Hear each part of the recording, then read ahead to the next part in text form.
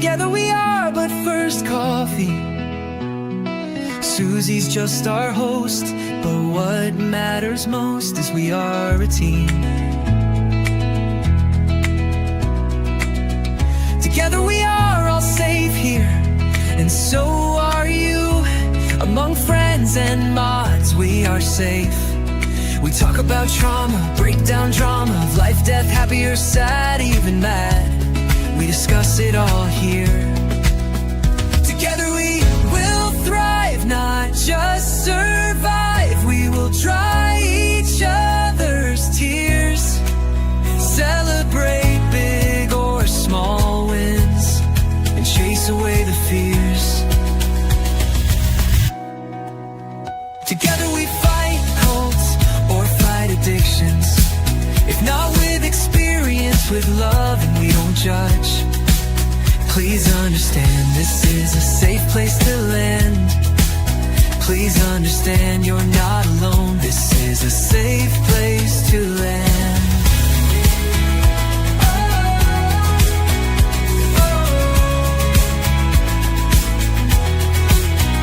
Together we thrive, not just survive.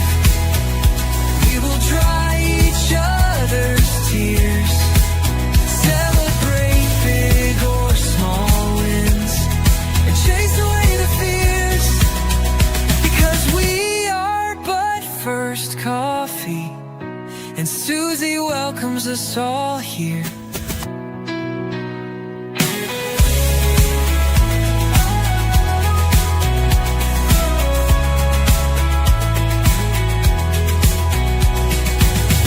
Together we are but first coffee, and Susie.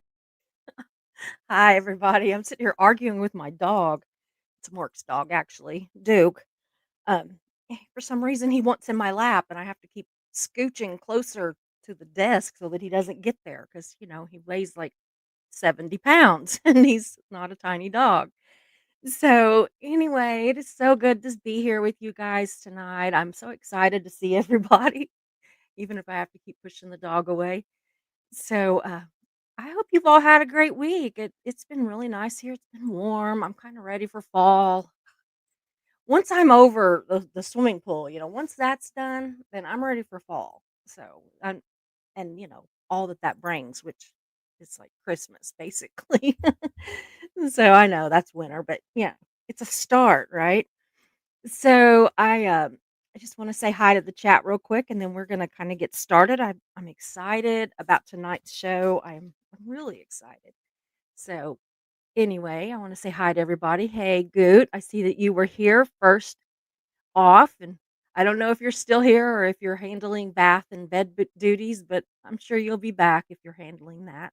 So it's good to see you. Hey, Indigo, always, always, always good to see you. Yes, Christy is in the house, y'all. She is in the back office waiting to come on, and I'm excited.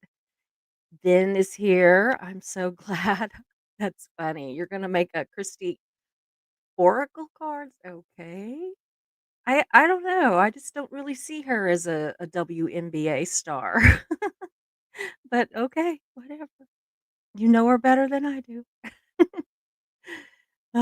Yeah, goodness. Okay, let's see here. Incarnasol is good to see you too. Howdy, howdy. We'll be quiet for a bit, but listening, that is good. Absolutely. Oh, Mare's here. Now she's still not feeling well, y'all, so go easy on her. She might have to leave after a little bit. Oh, bless her heart. There's some kind of funk going around, and it's not just going around here in Oklahoma. I know people from all over the place that have got some kind of funk. So, yeah. Jan is in the back office. She will be starring comments. So, that's cool. Okay, let's see here. I'm trying to see if there's anybody I'm missing. I'm kind of, ooh, Evie's here. Seems like it's been a little bit since I saw you. B is here. Yeah. Hey, B. Haven't seen you lately either. I know you've been busy.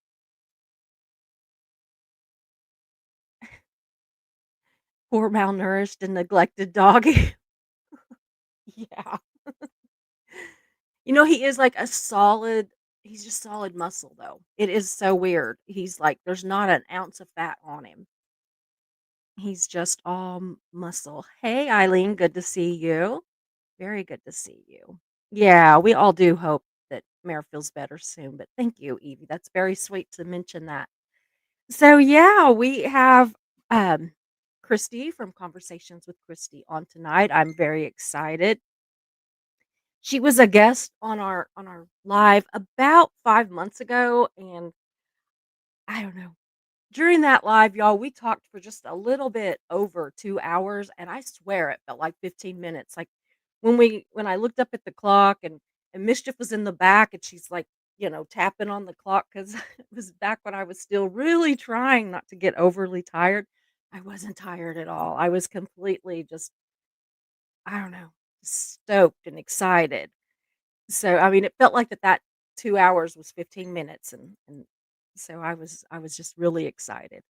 But anyway, I do want you all to welcome Christy. I'm gonna bring her out in just a minute. Um, she is one of my favorite people to have on here. She is beautiful inside and out. And I do want to remind everybody though that this is a safe place for everyone, regardless of politics, religion, sexual orientation, or literally anything else. We don't care. We don't care what your favorite color is. We don't care about, well, we care. You can tell us, but we're not going to judge you by it. Let's just put it that way. We are here to learn and to understand, not to judge or even to convert. And I say that all the time whenever I'm talking about religion or on the rare occasion that politics comes up, that whole thing that we are just one big happy family here. So, if this show or any other show that we do is not for you, then it is always, always, always okay to just like come back another day. And, I don't foresee this really needing a trigger warning, but I just like to say that when it's anything that might be controversial at all. So, I do want to take just a moment and introduce Christy and have her come onto the screen with me. I can get my hands to work. Hello. Hello, and I just want to say hey to Lord Kissbreak. I don't get to say Yes. hey to him very often, so I see a couple of people said he said hello. So hey, I'm so Yes. excited. Yeah, I'm so Lord Kiss. excited to be here. Thank Oh, you I so much am. for having me. Oh, thank you. I'm excited. I was like, I told Mark, I said, I can be sick any day this week, but I am not gonna miss that show. And he was like, okay.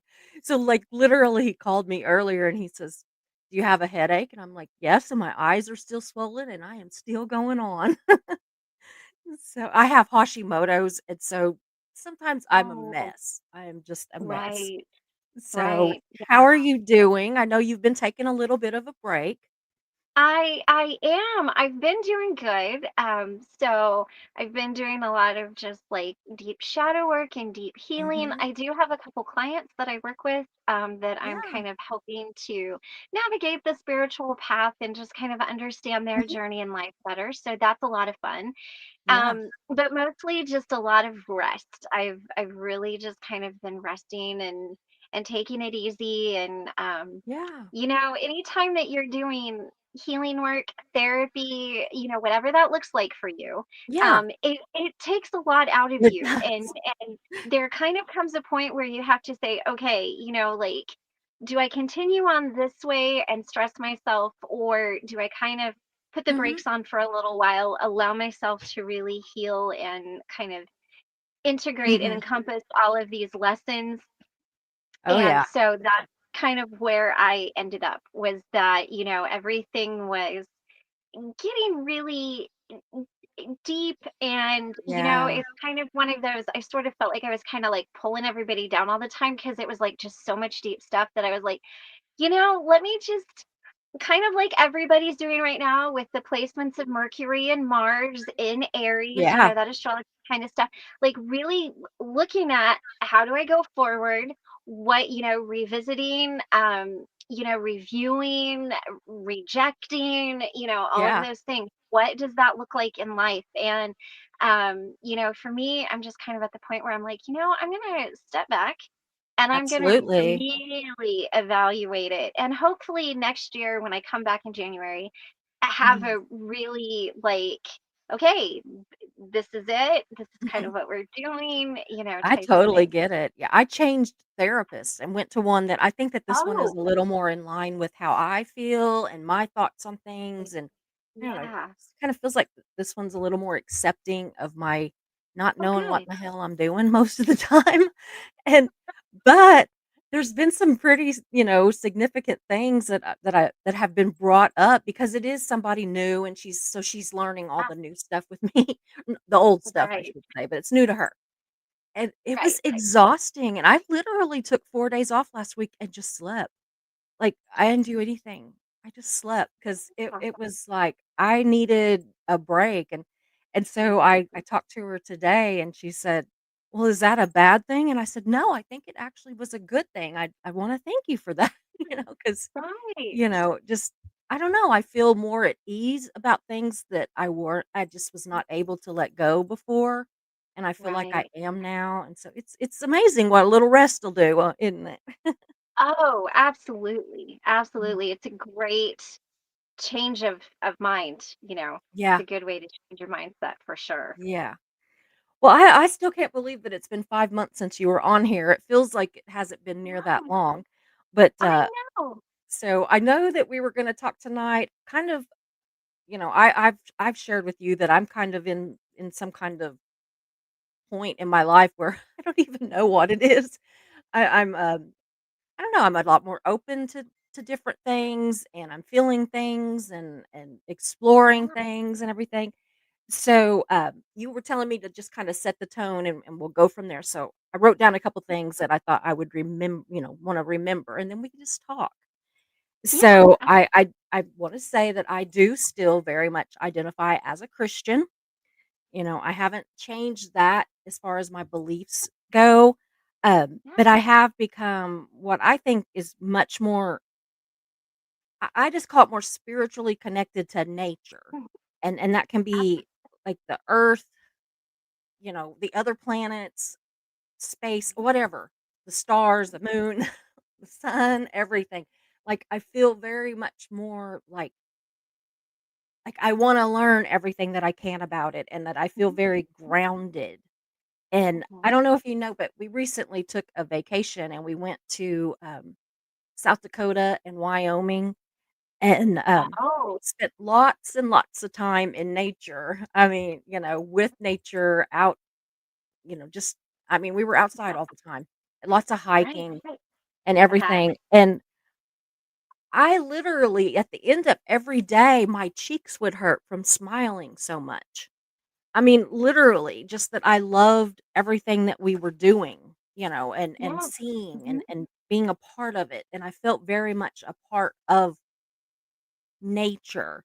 And I know mhm. that you had said before that that is a big deal with you too, and, Yeah.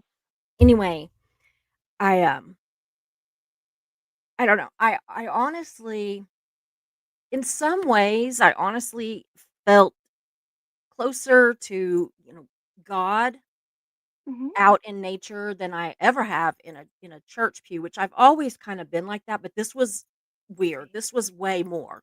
This was extreme, like I felt like Mhm. I was at church. Only Yeah. I was walking around. And what was really cool was there was actually an outdoor chapel. And so I got to sit in that chapel where I'm actually amongst nature and all of that, but I'm in like an actual chapel. And Mhm. I Mhm. don't know. I think that it's so weird because I do call myself a Christian, but I don't Mhm. say I'm religious. And I don't know if that makes any sense at all. It's like I Mhm. believe in God, but I don't know that I believe in the Bible, Mhm. because to me, I mean, maybe the fundamentals, but maybe not the absolute, literal parts of it. And because to me, God didn't write the Bible. It was written by men. And I don't mean men in a bad way. I mean Right. mankind. And so I don't know that that I have to believe that. So I don't, I'm just kind of putting this all out there. I'm kind of all over the place. You're But good, you're good. I did want to say that I have in the past, I have spoken to two different pastors that I've felt like I could trust and that I could talk to. And one was actually my pastor, and one was just a friend who happened to be a pastor or preacher or whatever. He was a Mhm. completely different denomination than what I even grew up. I mean, and but I have spoke to them about my belief in things like the stars and the sun and the moon and the planetary stuff and that I believe that all things are possible and Mhm. I believe that there probably, I believe that there are people that can speak to the dead. I believe that that there are people that can, be very have a lot of intuition and all that. And it was just met with like, "Nope," like I had Right. grown horns and a pointed tail. And so what got me was that by shutting my questions down, they didn't stop the questions. Right. They they just made me feel even less comfortable going to my pastors or a pastor. And so Right. I was gonna tell you that I honestly felt much more heard from you when you were on, and then also just on your show whenever I've watched, different lives that you've done. And Uh-huh. so I'm coming to you with just like, I don't know. I don't know where I'm Yeah. at. I don't know, you know, I don't know what I'm doing. I Kind of a deal. I think you're doing great by sharing all of this because you're probably not the only one that's in Yeah. this position of like questioning Yeah. and I think it's a natural thing to question, I mean, Mhm. I questioned my beliefs at different times and I think that's a normal human thing to Mhm. do. I think that's something that when something's important to you, we do look at the value of it and why do we believe it. And so Mhm. I think it's really amazing that you are questioning things in general. Like I'm Yeah. not here to tell anybody to question your life in some big Yeah. way, No, but I understand that. um and thank you so much for telling me that you felt heard by me. That's something that I work really hard to do is have people to feel heard because like Mhm. you, I didn't feel heard. And Yeah. so I wanted to touch on a couple of things. First of all, Wyoming, I lived there for Oh. off and on for a long time. And so Wyoming is a pretty spiritual place, as is Mhm. South Dakota. It's Yeah. so you were really in some pretty big energies, depending upon where you were at in Wyoming and South Dakota. And the land holds energies, it holds its stories. And Mhm. even we can for the ease of things we can call it God tonight. That's totally fine. Yeah. God created the earth. Yeah. He created the trees and the land and the stars and the moon and the planets. So when he says to like take care of creation and be in creation and Yeah. worship creation, those are all of those things. Those plants, the Absolutely. land, the stars. So it's not shocking to me that you feel very comfortable around that because that's what I mean, your creator God like created that. Mhm. And he created that for us Yeah. and to use and to some people believe that we're stewards over the land. I Mhm. tend to believe more. Hold on. Shitty.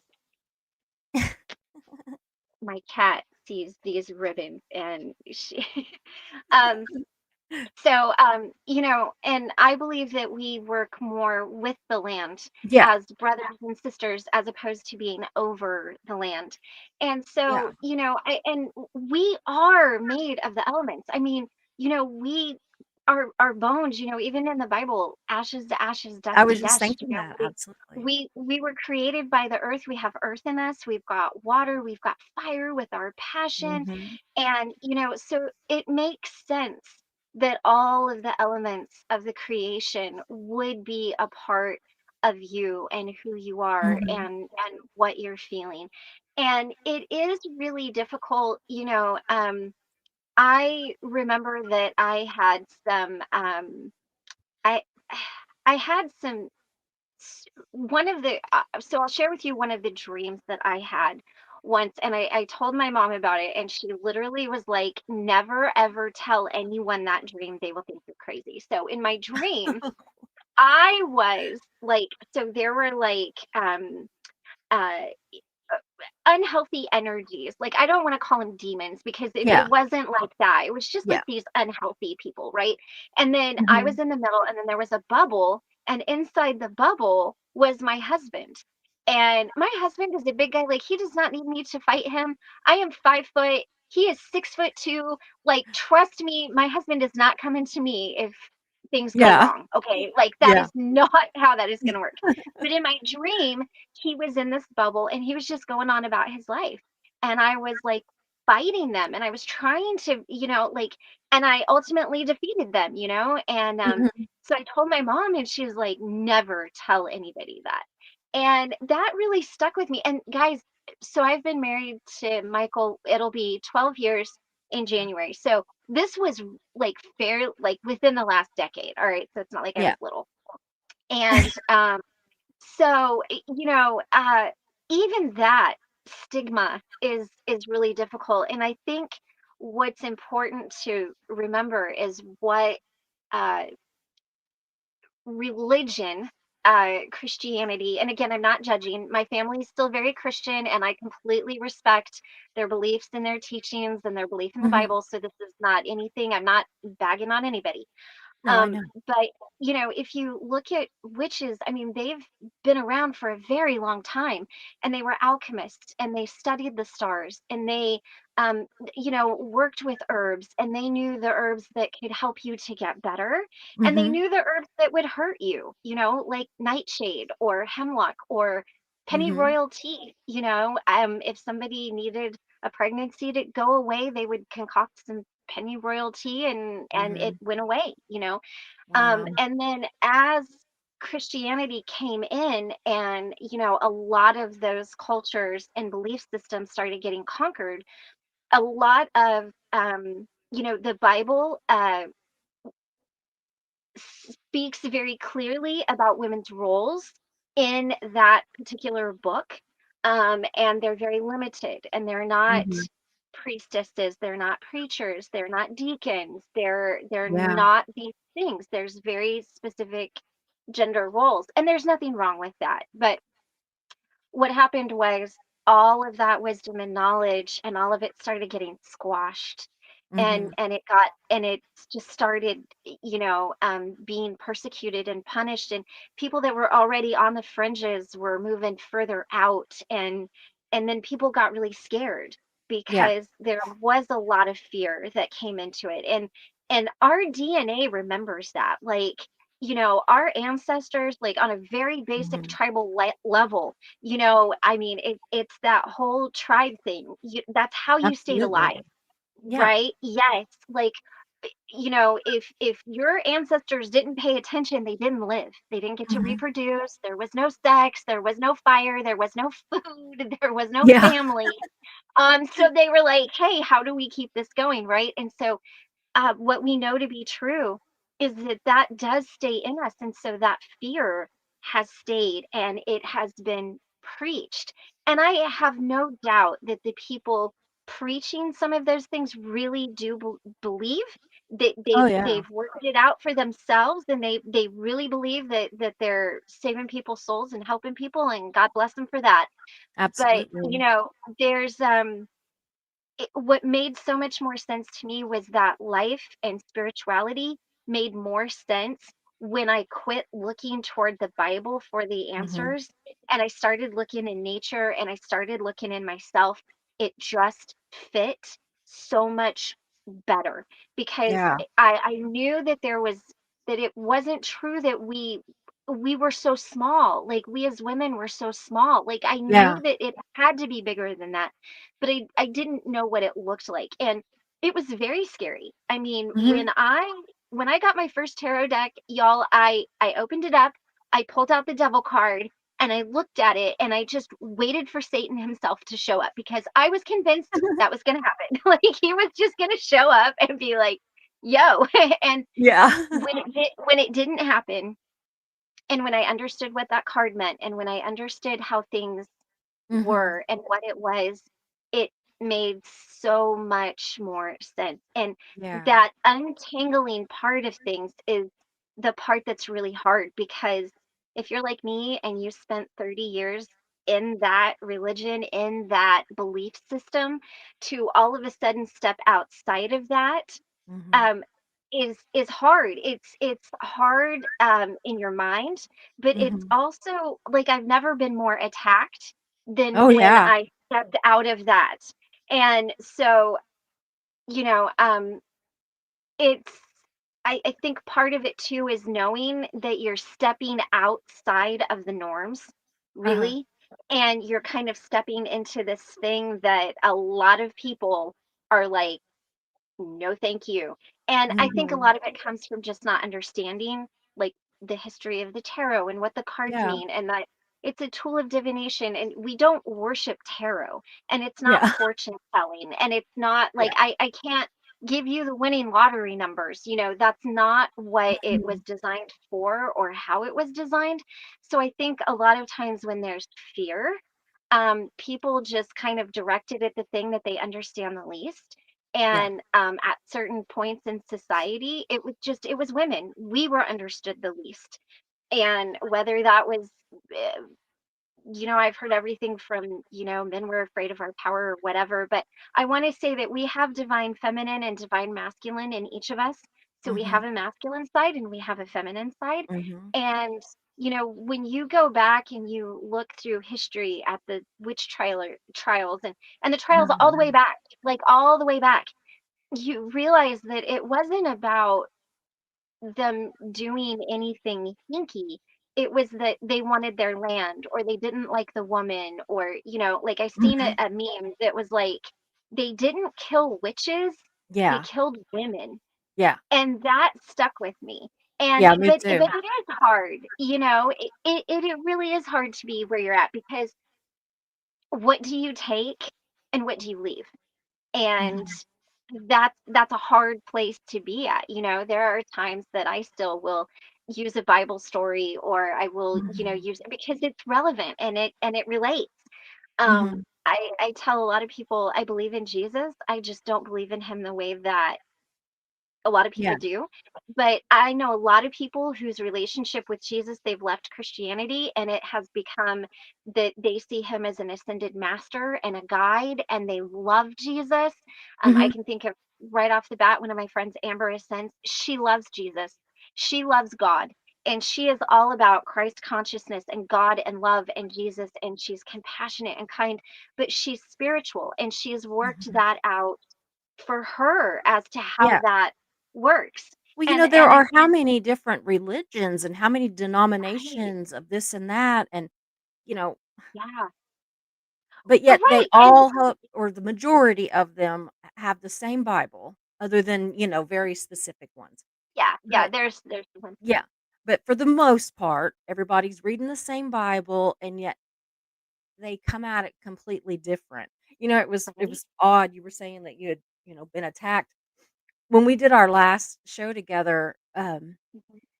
one of the first person that, left a message in the comments was somebody that had been watching for a while, watching my channel for a while, and all it said Oh, was, "I'm sorry you're no longer a Christian, goodbye."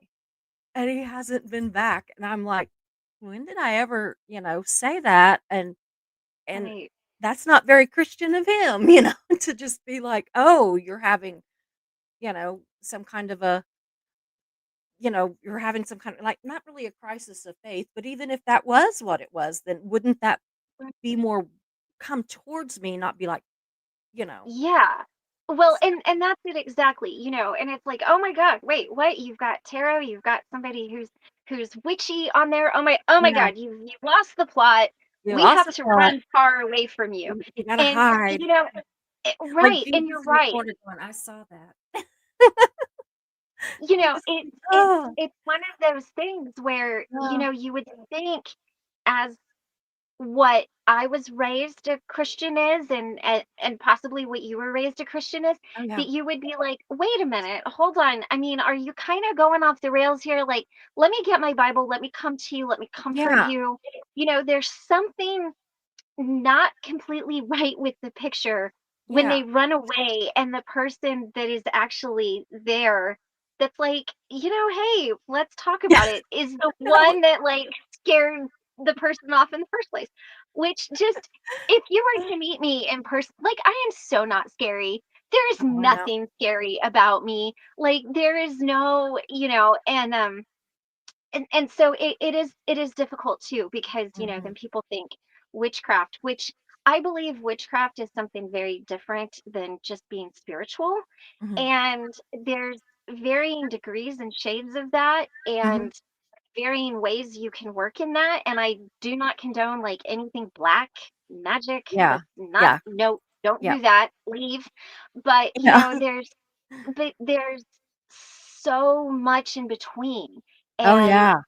and it's kind of like I've noticed when people first get into their spiritual awakening or exploration, Mhm. maybe they decide, hey, this isn't for me, and Christianity is my vibe, and that's very Yeah. awesome. But people kind of jump into everything. They want to see the tarot, and they want to see the crystals, and they want to see the oracle decks, and they want to do reiki, and they want to do all the things Yeah. because they're trying to figure out, like, what is it? And there's no book. Like, when you show Mhm. up at a church, somebody gives you a Bible, they give you a book, they give you a book of songs to sing, so that you Yeah. stand up, before the preaching, and you sing out of your hymnal, Yep. and then you sit down and you open your Bible and you read your Bible, and there's books and there's rules, and there's, you do it this Mhm. way. And what's different about spirituality is there isn't that. Like, if Yeah. it resonates with you, do it, and if it doesn't resonate with you, that's Mhm. fine. And there's not like a book of, I mean, people have written books about shamanism and Reiki and all of that, but Yeah. there's no one end all be all guide of, if Yeah. you want to be a holy medicine woman, here's your book, kind of like Bill Yeah. Engvall, here's your sign. Like, there's nothing like that. Yeah. And so I think that's the thing too that kind of gets everybody a little sideways sometimes, is because there's not just this, like, Yeah. the answer is, well, does it resonate for you? Does that feel good for you? Yeah. Like, I can do Reiki. It's not something I do often. I do it on the land, and I will do it for, specific people, but I don't put myself out there as like this Reiki master. But there are Yeah. people that do. I can channel, but I don't put myself out there as a medium. You know what I mean? Mhm. So it's kind of like all of those abilities are there. It's just which one is strongest in you.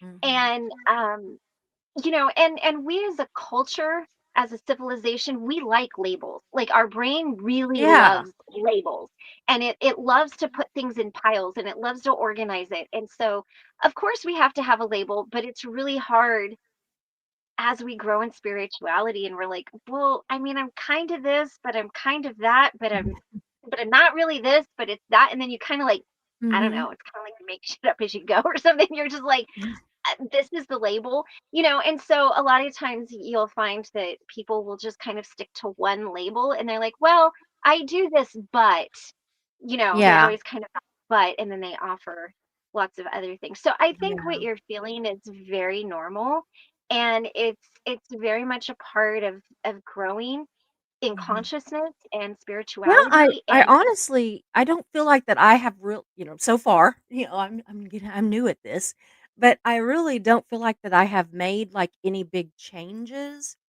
right. I still believe the things that I believed 6 months ago, 6 Yeah. years ago, Hmm. but I am more honest Hmm. even with myself about them, about what I believe, and Right.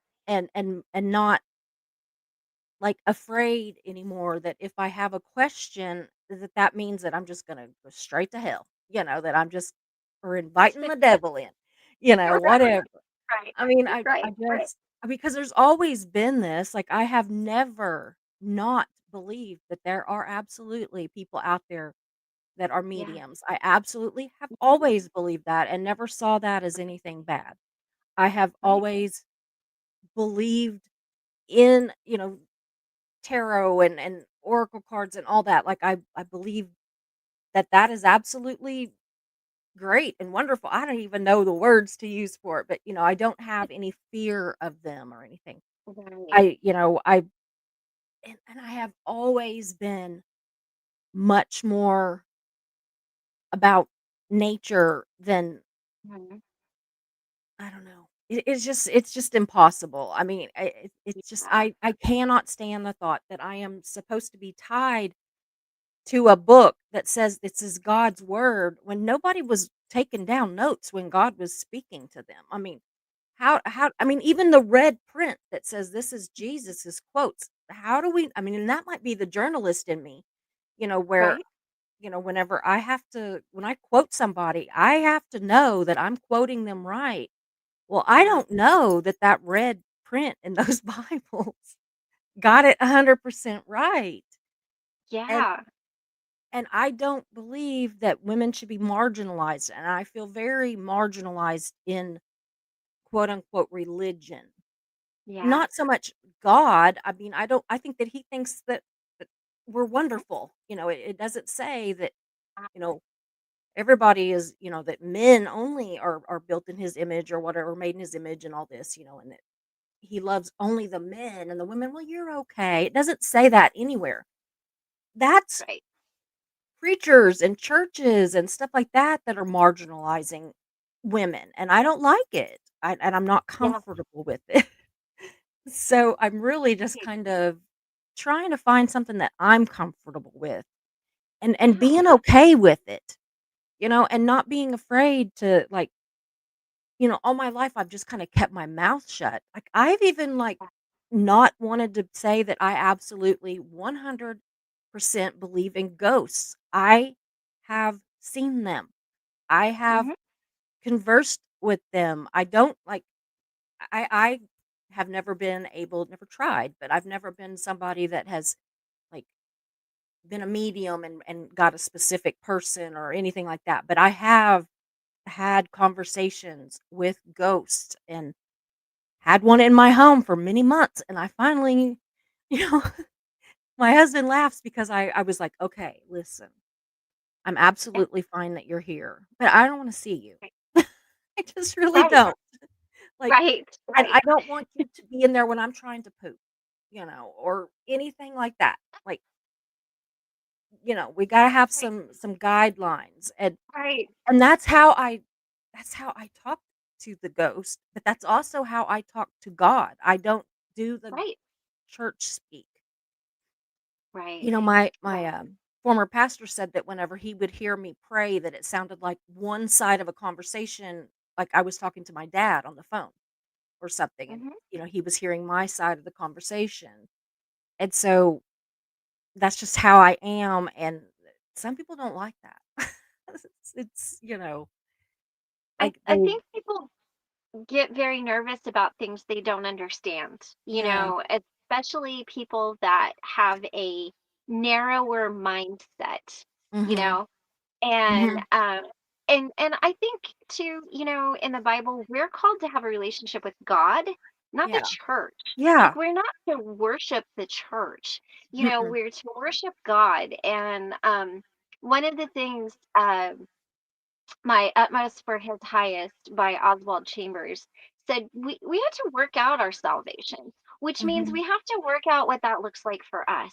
Mhm. And I think when you step into the church, you step into a lot of legalistic rules that are implied that are not there. I mean, nowhere in the Bible does it say, women, you have to wear pantyhose and heels and long skirts to church on Yeah. Sunday, or, whatever.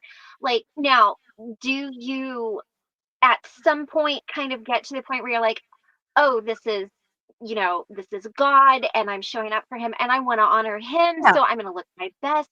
That's different than somebody Yeah. meeting you at the door and going, you know what?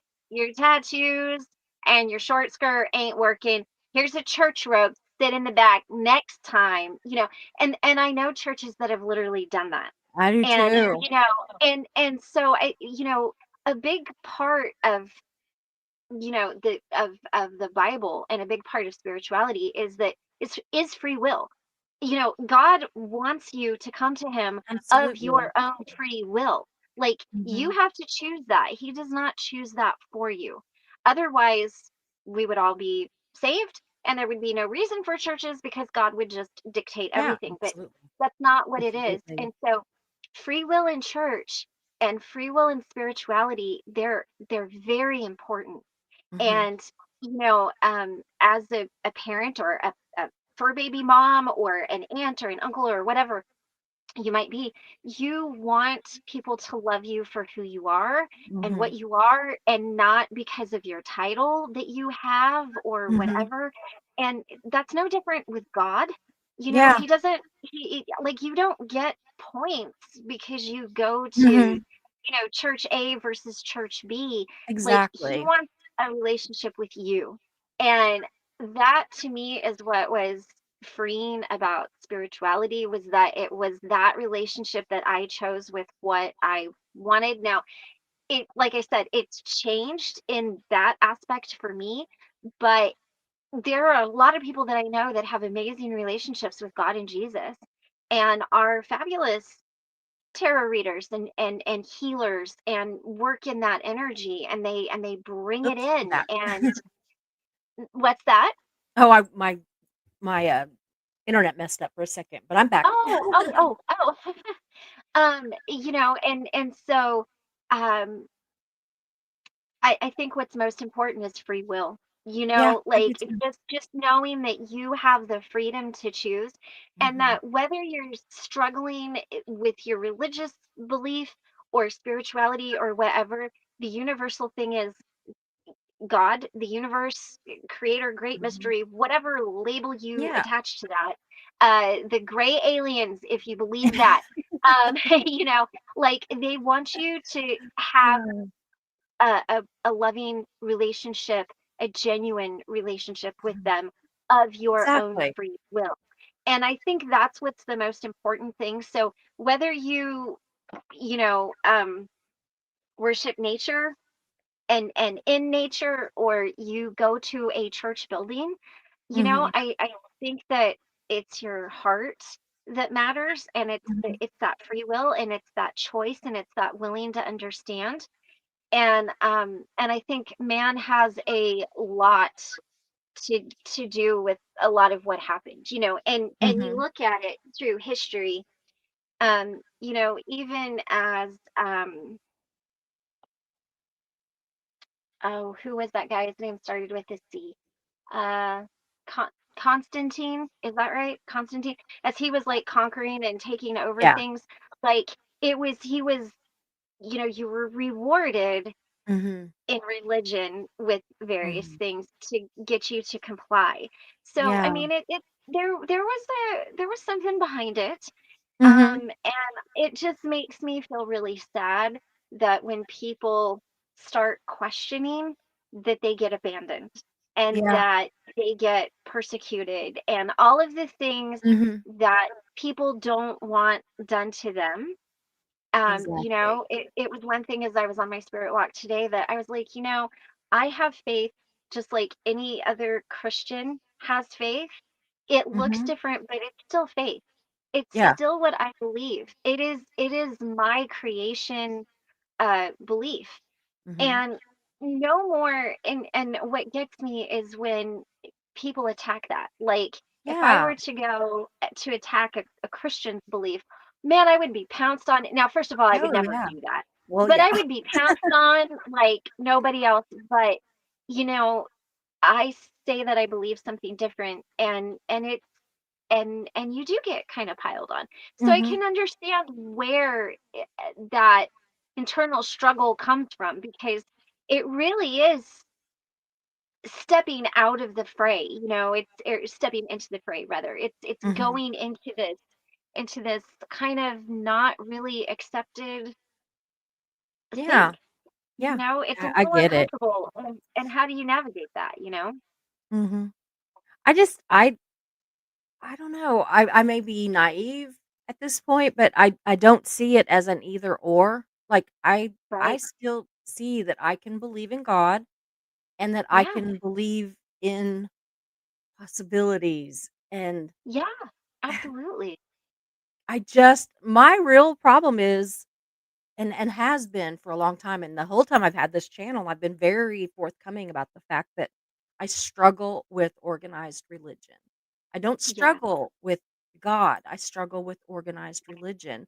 And the thing Right. is that my grandmother, who I'm telling you, this woman was brilliant and beyond her time, I mean, way ahead of her time. But Uh-huh. she would tell me because I would talk to her about things. She's the only person I ever talked to about it. And she was Yeah. very, very deeply a Christian. Also not really enamored with the church. She had been, Right. hurt by the church, had been, very disillusioned. But I would talk to her about things and she would say, "Do you think that it's an accident that you have the ability to ask questions? You know, Right. do you think that it's an accident that you have the ability to have a sense of humor about things? Do you all of these things that is things that you were given, Mhm. you know, I Yeah. didn't create them. Basically, it was things that Right. I was Right. given. Right. And And so, even, my dad used to say about intuition, he called it a gut feeling. But yeah, he would always say, like, trust your gut because that's God talking to you through that. yeah, That's your intuition.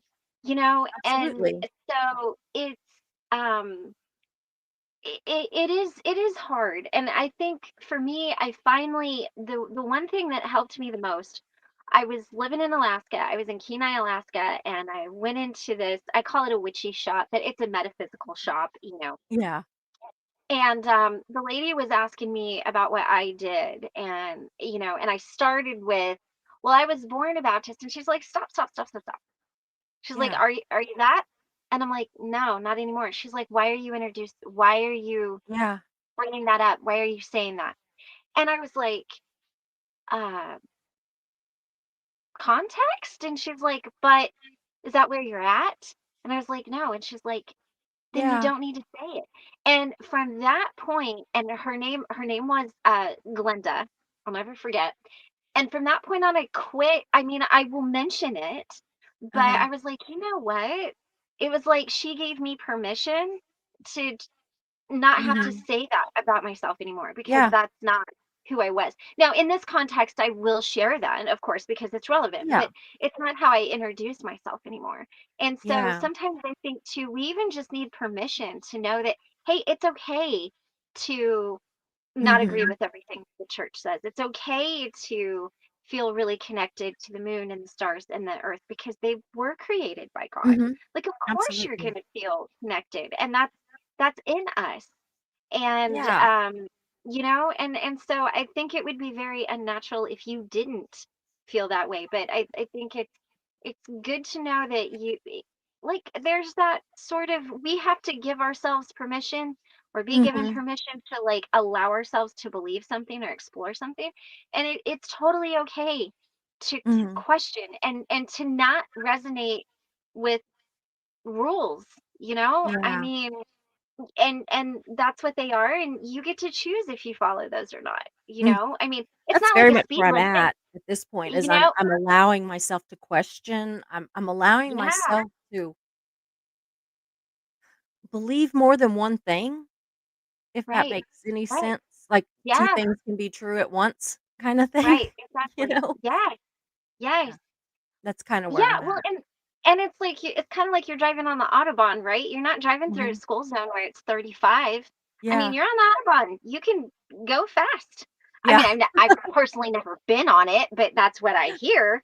So, yeah, like, it's okay to say, "This no longer, like, yeah, this no longer resonates with me. These rules do not feel comfortable to me. They don't apply to me. So I'm gonna set them over here, mhm, and I'm gonna go worship this way." And you know what? Like, God is not gonna strike you down for doing that. You yeah, know, like, your life is not gonna go down the toilet because you say, "You know what? These rules don't fit me anymore."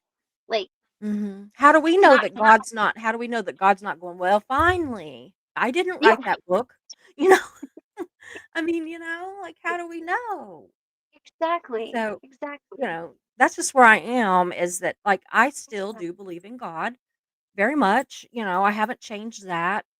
Um, Right. I just don't believe in all the hokey Mm, stuff, the I don't right. I just Yeah. I think some of it is great and fine and all that and I some of the basics, yeah, sure, but others I'm like, "Really?" And why was it always men that did all the great stuff? You know? I mean, that's I a mean good question. It creates a lot of I'm gonna turn my AC up here for just a minute. It creates a lot of limiting beliefs. Mhm. I know that one of the things that one of the many things I struggle with, we're never completely healed. So, Yeah. like, Yeah.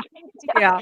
um, but one of the things that I struggled with a lot was where I fit into anything because Mhm. of how I was raised. And I Mhm. believe completely that my mom and dad at the time like really believed that that was right. Like Oh, they yeah. they they sorted it out for themselves and they really believed that that was it. But as I've gotten older and as I was growing up, there are some really basic things that I struggle with.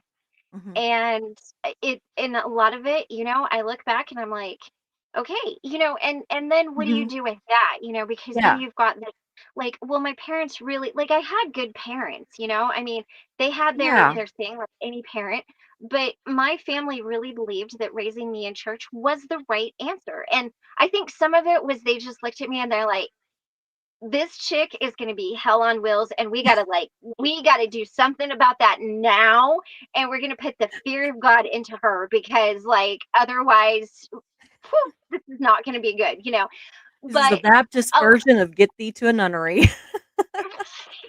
exactly, exactly, you know, but, Mm. there's a lot of things that I struggled with just from being a woman that was really hard, that really like pushed against who I was. Because as an Aquarius, I'm very rebellious.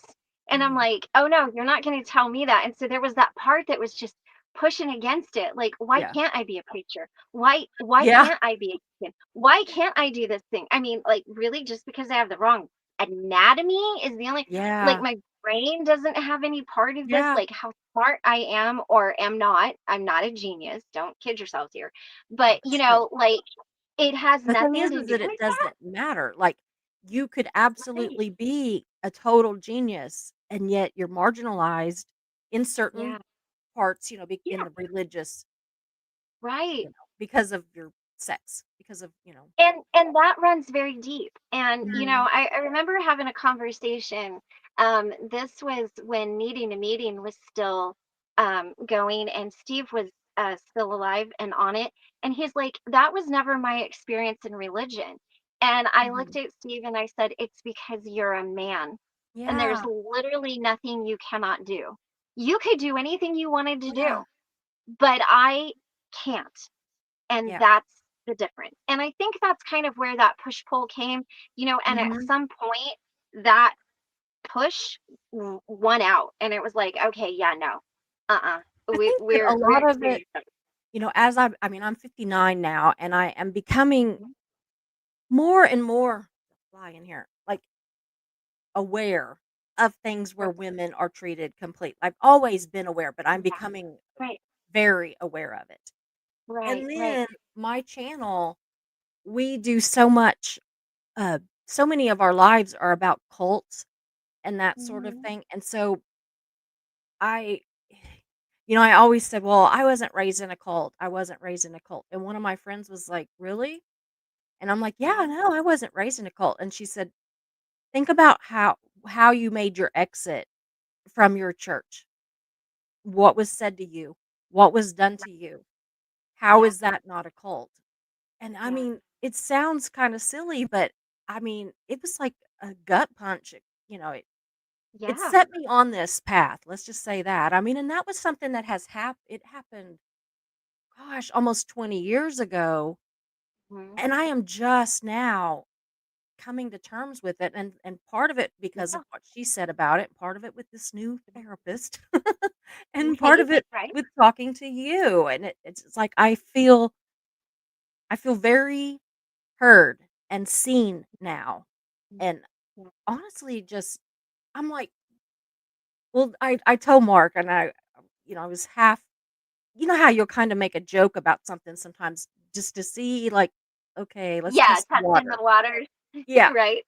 So I was like, I think I'm gonna be a witch like that, and just, Right? just like what would he say kind of deal. Uh-huh. And he just kind of sat there and I'm like, did you hear me? Because he didn't Right. say anything. He didn't look alarmed. He just kind of sat there and I'm like, Yeah. did you hear me? And he said, Right. weren't you all ready? And I hit him because I thought, he was like, making a witch bitch Right, kind of, right. and I kind of smacked him on the arm, and he's like, no, really. And Yeah. he said, "You're all about nature, you're all about herbs, you're all about the stars and all this other stuff. Mhm. You are more at home, closer to God outside of a Yeah. church than you are inside of a church." He said, and he goes, "I don't know, but witches aren't what we see on Halloween." And I was just That's like true. laughing. That's true. I thought, "Oh my god, witches aren't what we see on Halloween." And that's very true. And it's amazing when your spouse supports you. My husband Yeah, is so supportive of yeah, what I do. He just kind of rolls his eyes. yeah, I've asked him to go get some weird stuff. I'm like, "Hey, will yeah, you bring back?" And he just gets a jar and goes yeah, and gets whatever it was I asked for, and he doesn't ask any weird yeah, questions, and he's not, like, he's like, "Oh, more tarot. Okay, great. All right. So we've got like yeah, dirt and sand and water and sticks and twigs and rocks and yeah. you know. So it is really nice when you're allowed to explore Yeah. that. And I wanted And I to told him, say I said, "I too, don't know where this is going, if it's going anywhere." I yeah, said, "But I'm right. I wanna look at it. I wanna see how it feels." And, and again, I assume, because I don't know, but like you were saying, it's what's right for you. So, Yeah. like, what it looks like for me might Hmm. not be what it is for someone else, and I don't see myself Right. as being like somebody that I don't know that I'm really all that intuitive any more than anyone else. I am sometimes, but Yeah. this is about me. Right. I want to do things for me Hmm. and my peace of mind and my faith and my just existence, but my just my peace of mind and my comfort with who I am and what I'm doing and just I don't know. It's just like I don't know, it feels woo-hooey or something, but it's just like, well, it's just Well, me. It's I what I mean, am. it's it's a path of self-discovery. Yeah. And wherever that leads you is where that leads you. And I wanted to say, I I'm much more witchy than a lot of people think. And Mhm. I really like to work with the goddess energy, like the various goddesses. And that was one of the first things that I wanted to dive into is why am I not allowed to know who these people are, who Yeah. these women are? Like, what are they? Now, that comes with a cautionary tale. Like, don't just jump in and start like learn about them first. Learn Yeah. about, study the mythology and all of the things and learn Yeah. about them. You don't have to like worship them or work with them or anything. But I do. I work with a lot of different goddesses, and I Mhm. find that energy much more comfortable than working with the God energy. Mhm. And then Jesus energy. If given a choice between working with Jesus or Mary Magdalene, I'm Mhm. going with Mary Magdalene. Given a I choice think I of would working feel more between comfortable too. Yeah, if given the choice between working with Mary Magdalene and Hecate, I'm going with Hecate, right? But that doesn't mean that it's for everybody. And there was a lot of those things that I was really like um I felt called to. I felt like I needed to like look at and understand and I wasn't. sure what that looked like. And I do think that when you get into that part of it, I would say find someone that you trust to help you navigate that, who works in those energies. Do not just take the first Yeah. person who's like, I'll mentor you, and don't just jump into it, because Yeah. there is a lot to it. And um it's not that there's not like respect. Like, it's very much a respectful thing, just like you respect God and you respect Jesus. Mhm. You respect these energies because they are real. And Yeah. and I think the most important thing before you kind of get into all of that is exactly what you're doing, which is this self-discovery. This, what is Mhm. it I believe? What is it I don't believe? And Mhm. and even then, like, I don't really, not everybody knows all of the workings that I do. Yeah. And I'm very careful about who I tell what Yeah. I do No, I with. get it. Like candle magic and stuff, I'll pretty much tell people that I do that, or building altars or whatever. But,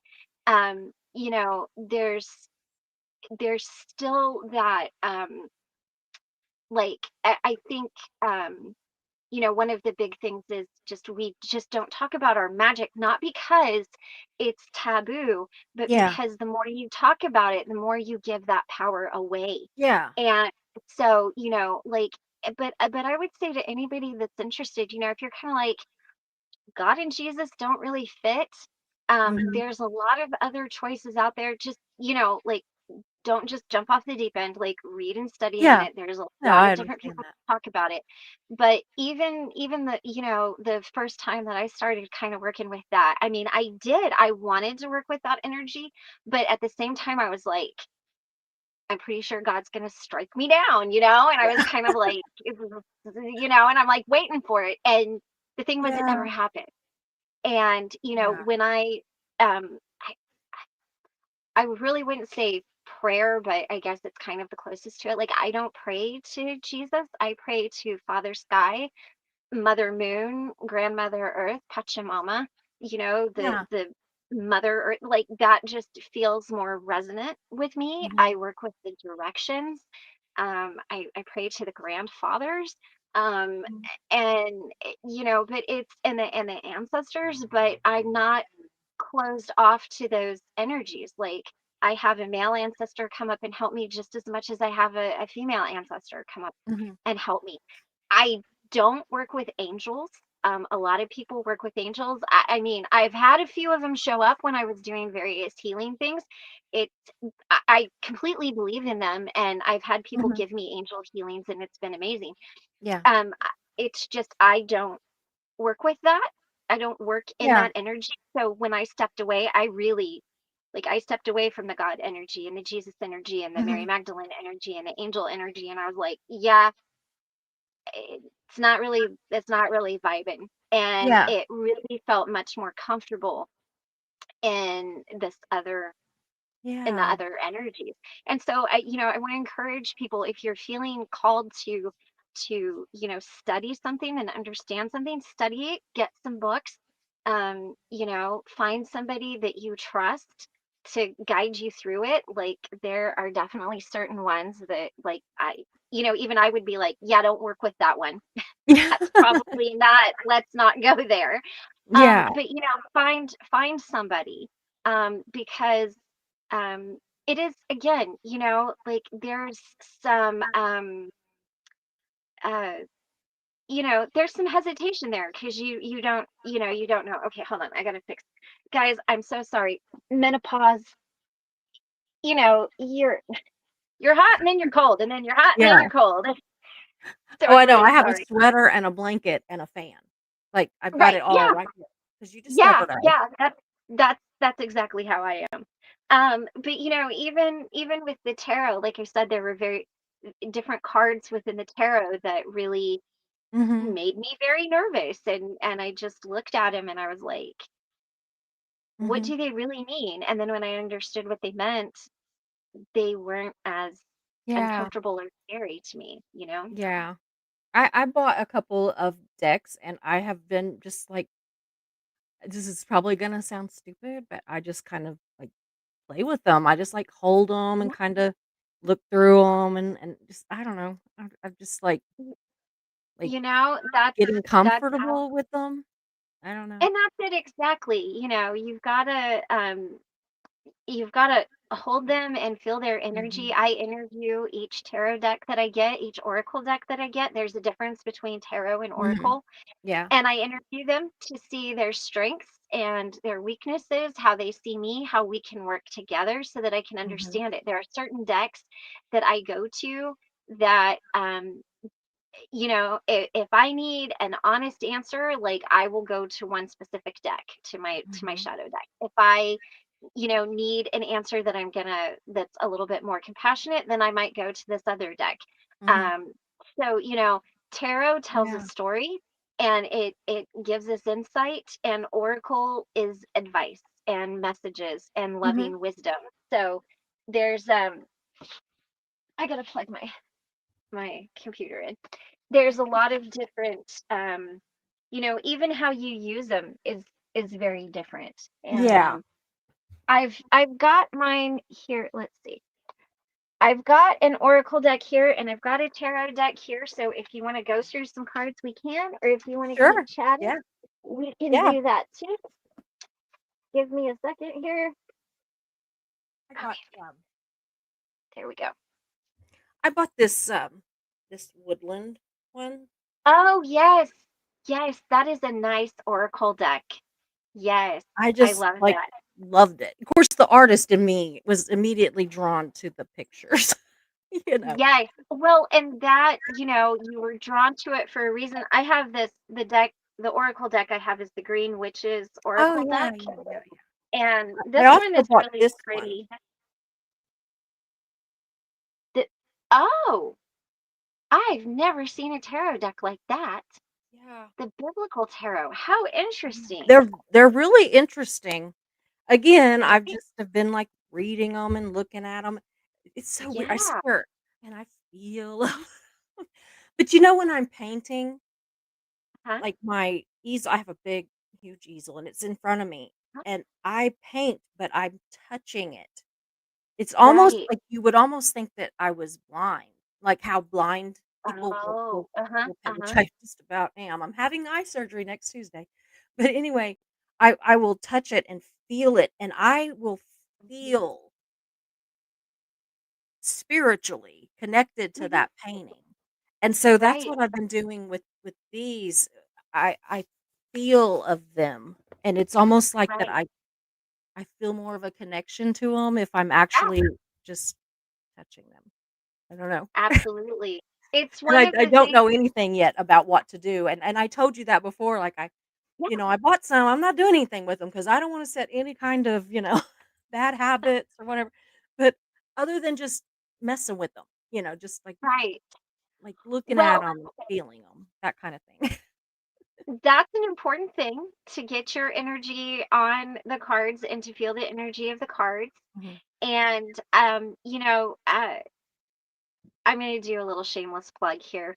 Karina and I did do a tarot class. We teach tarot. Yes. So we have a whole class. If anybody's interested in that, you can reach out to me and I can tell you how to access that. Yeah. But, I'm it definitely is, gonna do that. oh, it's amazing.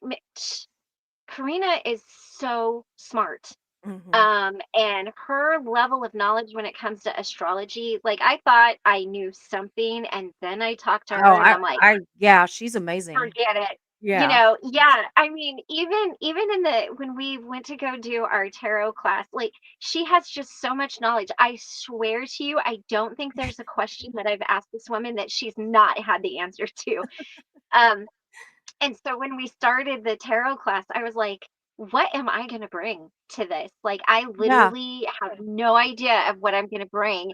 And it worked out really nicely. But there's so much tied to the tarot. And you're really like, your intention is important. And as long as you have a good intention, like, you're not going to set anything off.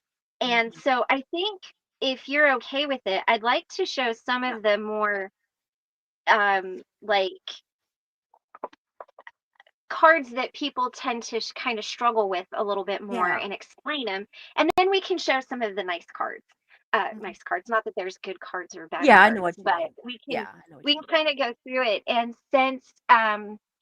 uh since uh you're kind of new to this, we can do like a really basic overview. So Mhm, there are four. You've got the minor arcana, which are the suits of swords, mhm, pentacles, wands, and cups. mhm, And each one of those represent our daily lives. So swords are all of the air signs, and that's intelligence. That's not emotion. It's intelligence. It's being thoughtful, being clear, being decisive, and that represents Aquarius, Gemini, and Libra. So each mhm, of the cards in there are gonna have those various signs. And then mm, fire is the wands, and that is Leo, Aries, and Sag energy. And so those can represent, that represents passion. It represents kind of, and we'll kind of, pull a yeah. couple of these cards. And then water is your water signs, Cancer, Mhm, Pisces, Scorpio. That's emotion, right?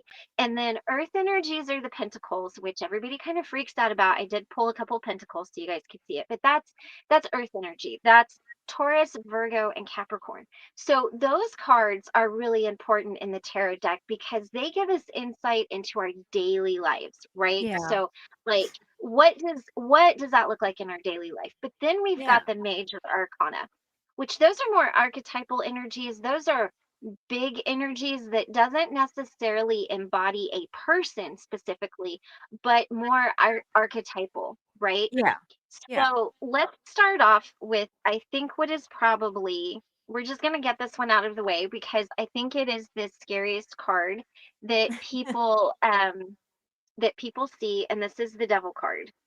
And this is the traditional Rider Waite. It's got the plain background, and the reason it looks like this is because you can read cards in reverse. But Mhm, this is the card, and I want you guys to get a good look at it.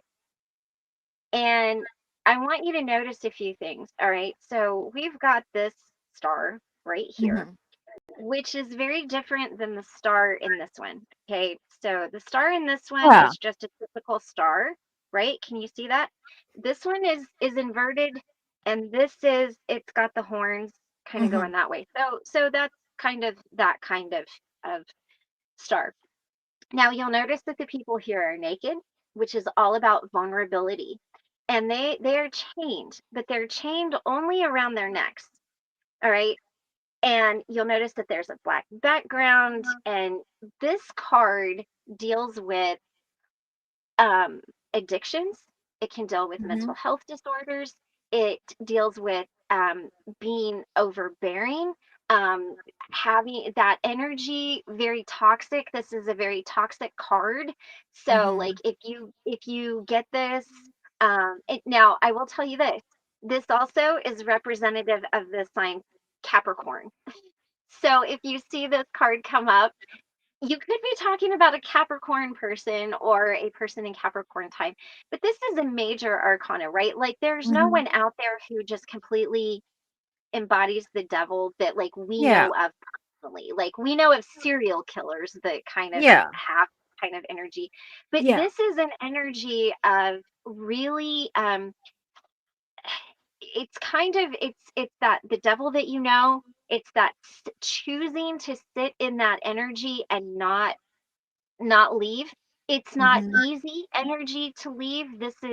Like I said, it's really toxic. It can be addictions, mental health disorders. It can be overbearing. It just is yeah, a very heavy one. So when this card comes up, and like we just showed the card, right? And nobody popped up anywhere. Like yeah. there's no one showing up.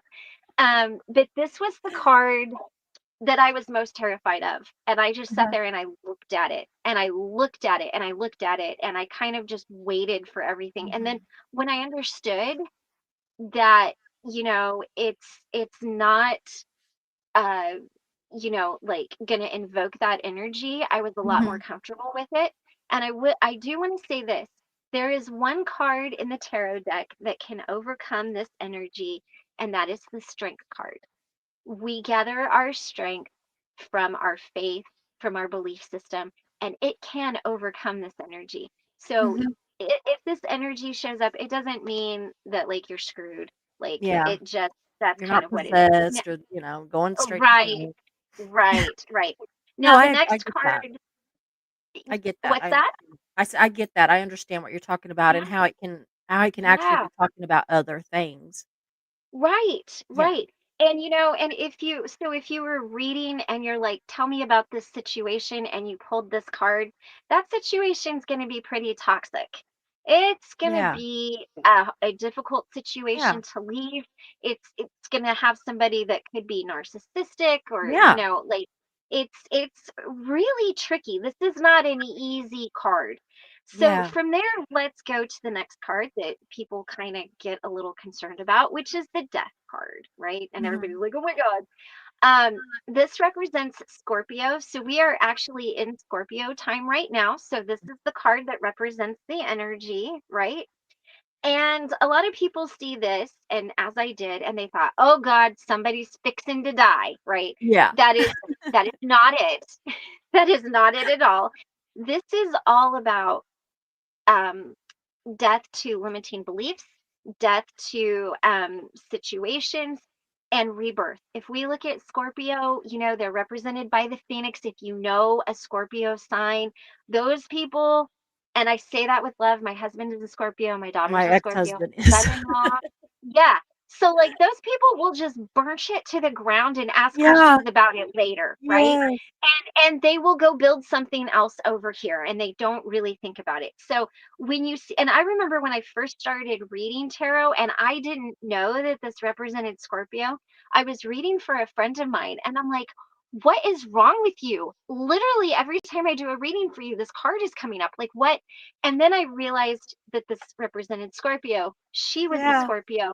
It was just her showing up in the reading. So Yeah. when you get this card, this could just be telling you that the person that you're reading for is a Scorpio. Um, but it's also transformation. So it is that healthy kind of like, Scorpio is all about going deep, really looking through the ashes, and what do you keep and what do you not, and how do you start over, and how do you rise from it, and what does that look like? And Mhm. so this is actually, I think, a really beautiful card Mhm. because it shows overcoming, like Yeah. you're overcoming something. And so I do think that is kind of beautiful. The next card people get really kind of weirded out about, for good reason, is this guy. This is the Tower. There's a lot going on here. And have you noticed like we've got black background, Yeah. gray background. Yeah. So this is Mars, right? And right now Mars is in Aries, and Mars is the god of war. And Mars is like, I mean, Mars is gonna go to war and not really ask a lot of questions about it, right? And that's what this can look like sometimes, right? Is this. And so this is that energy of something in your life needs to change. There is something there that needs to give way. Um, how much are you digging in on that? How much are you kind Yeah. of stopping that? Because if you think about it, like this is a very extreme example, all right, and like this probably wouldn't happen that way, but let's say that you needed to go through your closet and get rid of some clothes and some shoes, and you like refused. And so let's say somebody came in and cleaned out your closet for you and donated a bunch of stuff, and then you were like really upset, and you took all of the bags back and you put them all in your closet, and you're like, nope, you're not taking my stuff. Well, then let's say what happens is your whole closet falls down, right? And it falls down, it falls in on you, and now you have no choice. All your clothes are destroyed. You have to get rid of not only the stuff that you wanted to get rid of, but the stuff you wanted to keep. It's all gone. It's all done. That's kind of what this is. So this card is really about um, change is coming, how are you going to receive that change? Are you going to Mhm. dig in? Are you going to fight it? Or are you going to accept, okay, this is changing? And guys, this isn't easy energy. This isn't an easy change. This could be a divorce. This could be a Mhm. breakup. It could be a job loss. It could represent limiting beliefs. It's just something that needs to go.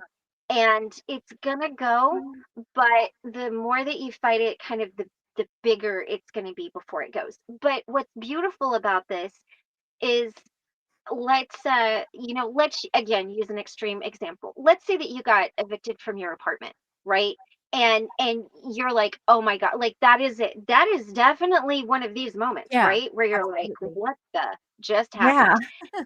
So you're panicked, right? But maybe let's say that your rent was too high Mhm. and it wasn't in a great part of town and your Mhm. utilities were ridiculous. And so you got evicted from this, but let's say instead you found a cute little house out in the country that was more Mhm. affordable for you and you Yeah. could work out a deal. So in the end, it ended up working out just fine. But in the moment, you're just like, that's it, I'm done. Ooh, Yeah. so Yeah. it's not always bad.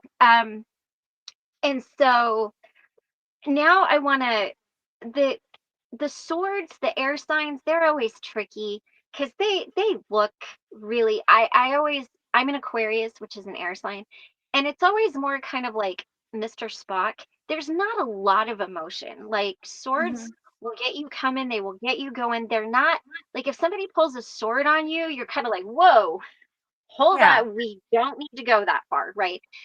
But this suit of swords and the air signs are the only signs that are represented in the zodiac by people.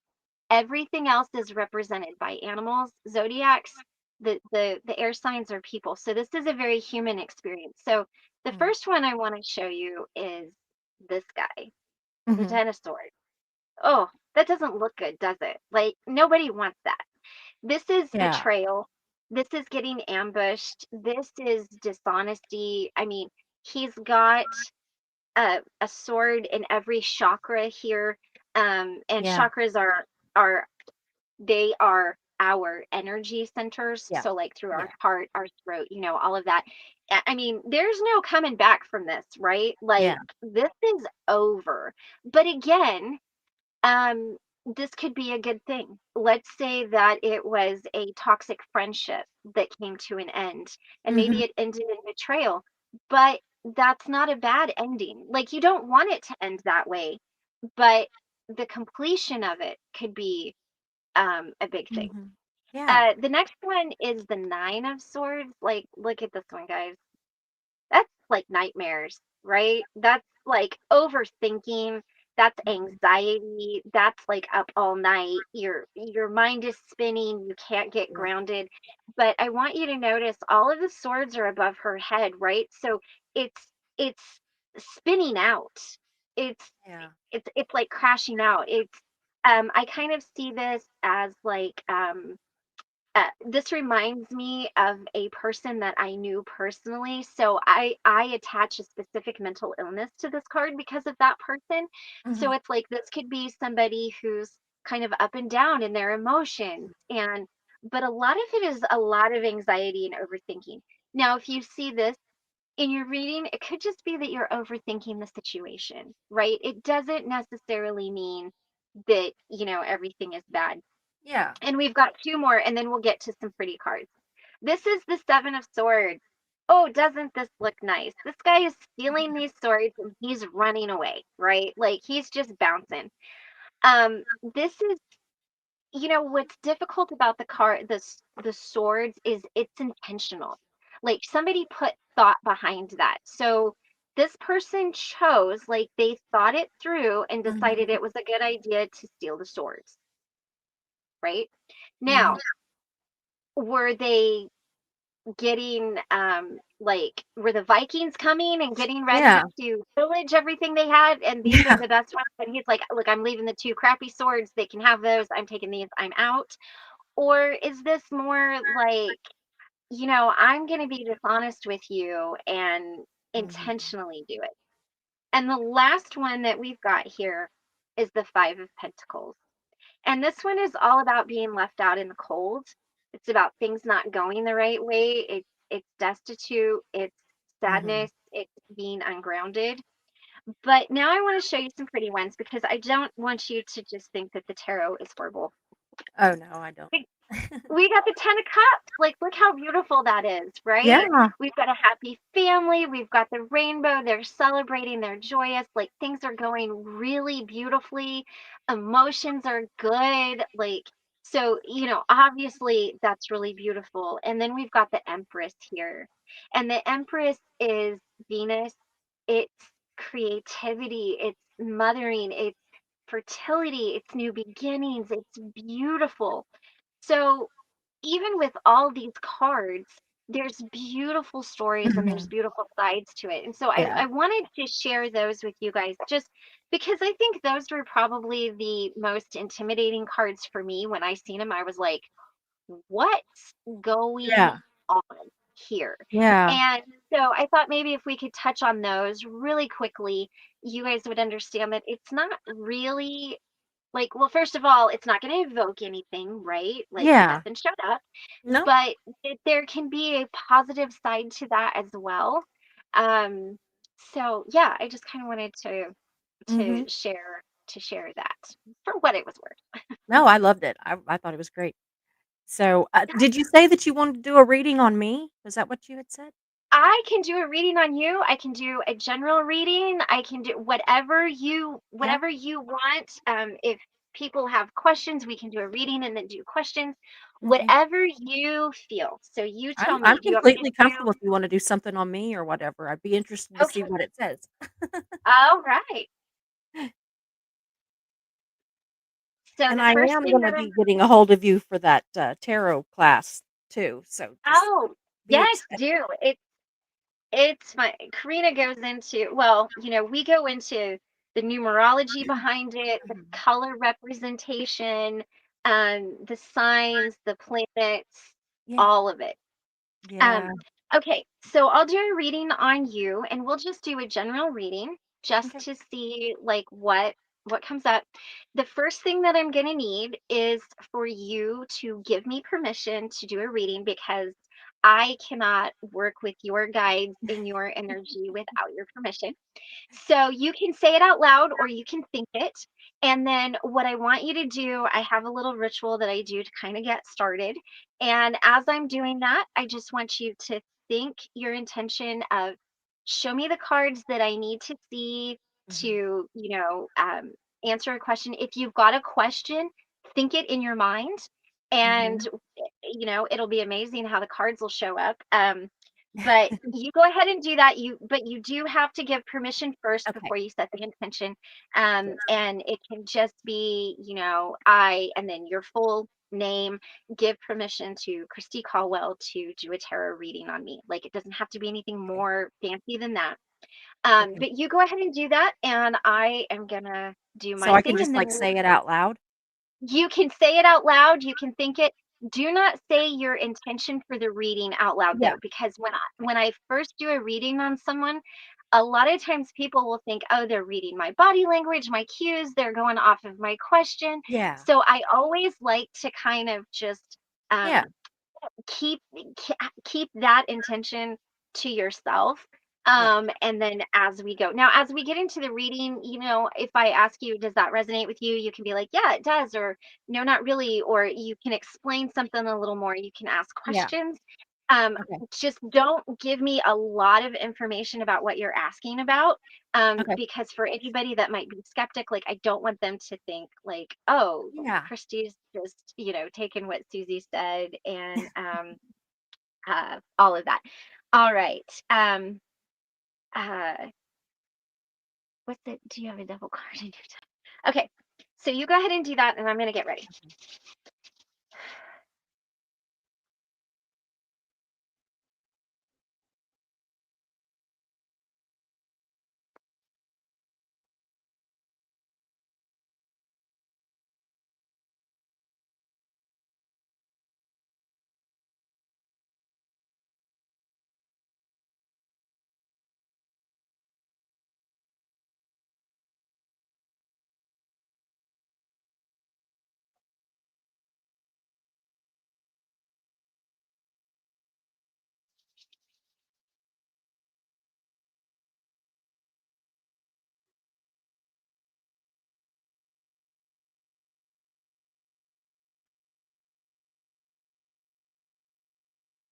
Okay. All right. Um, so the way that I do it is I start with the oracle deck. That kind of gives us, it like sets the tone of the reading and kind of gives us some really nice energy to start with before we kind of get into everything. Um, and not everybody reads with oracle cards and Yeah. tarot. Sometimes they just read tarot, sometimes they just read oracle. If they don't do it the way I do it, it doesn't mean that Yeah. they're doing it wrong or that they don't know what they're doing. I've just found that this gives a much more in-depth reading, and we're going to give these a good shuffle here. Oh, okay. Well, we had 4 cards jump out, so because it's 4, we'll go ahead and take those. Anytime cards jump out, that is the universe being like, hey, read me. I got a message you need to pay attention to. All right. Oh, goodness. So first we have so. I don't know if you can see that. It Yeah. kind of looks like a third eye and some eyes and everything Mhm. there. Planning, setting intentions, and optimism. I'm going to show you all the cards and then I'll read them from there. Okay. Moss agate, which is really interesting because that is this stone that I've had next to me all night. Um, so positivity and change. We've got bird, which is freedom and Wow. opportunity. And we've got hedge, which is potential, boundaries, and indecision. So when we start with this, you're at a place right now where you're very indecisive Mhm. about something in your life. And there's a lot of potential there for you to explore this opportunity path, whatever it looks like, but you're very undecided about it for whatever reason. And the reason here, I feel like, is this moss agate. It's the change. There's something about change. It's difficult to change, and what I like here too is positivity. So you're not really feeling super positive about the change. It's not that you're not in alignment with it or that you don't think it might not be good. You're just not sure how it's going to look for you. Yeah. And so the positivity around the change, it's not that it's not there, it's just that you just really kind of don't know what it's going to look like for you. So right now you're sewing, right? So planning, setting intentions, optimism. You're optimistic about what this is about, and setting intentions is really important. And how you do that is just I set the intention to see if this is the right job, relationship, opportunity, phone, whatever it is, whatever your Yeah. question was around, just setting the intention that what is meant to be will find you, what doesn't serve you is going to drop away. So, setting those intentions are super helpful when you're trying to make decisions because we have to invite our spirit guides in. I always joke around that it's kind of like the Lost Boys, like the vampires, like you've got to invite them in, right? So our Yeah. spirit guides hang around and they have a lot of wisdom and insight for us. But until you say, hey, will you come in and help me? They're on the periphery. So that's where that setting the intentions Mhm. can be and planning. There's a lot of planning that goes into sowing a crop, planting a crop. But sometimes we can plan too much and we don't just start. It's like, Yeah. oh, I need to read 5 books on whatever Yeah. before I know that. Well, no, you don't. Maybe you are a smart enough person that you can read 1 book and that's the information that you need. And then it's okay to start sharing that. So don't over plan this. Don't sit there and think, I've got to read these 15 things before I can speak on this. Maybe you really just need to read one. Maybe you Mhm. just really need to trust yourself that what is there and what you're feeling is accurate. And then I love this here. We've got the bird, freedom and opportunity. And I love the bird because it gets up above a situation, right? Like if you think of an eagle, it flies the highest, right? It Mhm. gets above a situation and it looks around and it sees things that the field mouse doesn't see. So spread Mhm. your wings. Don't be afraid of the freedom you might find. Don't be afraid to fly up above the situation and Mhm. to see what else is there and see the opportunity. I feel like there is definitely some opportunity coming in for you to learn or grow or experience whatever in this particular situation. So we're going to get into the tarot part of it. Um, oh, yeah. Um, okay. All right. Well, that one jumped out. Okay, there you go.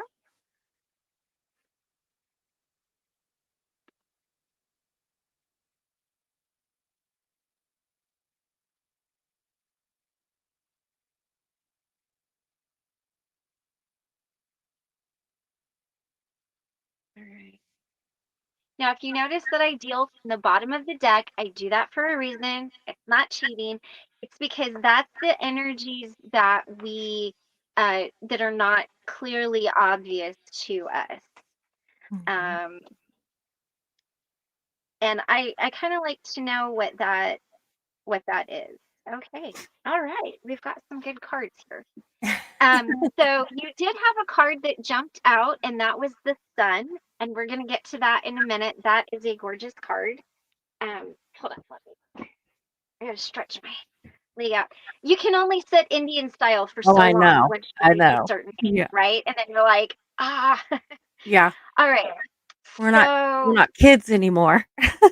right, that is the truth.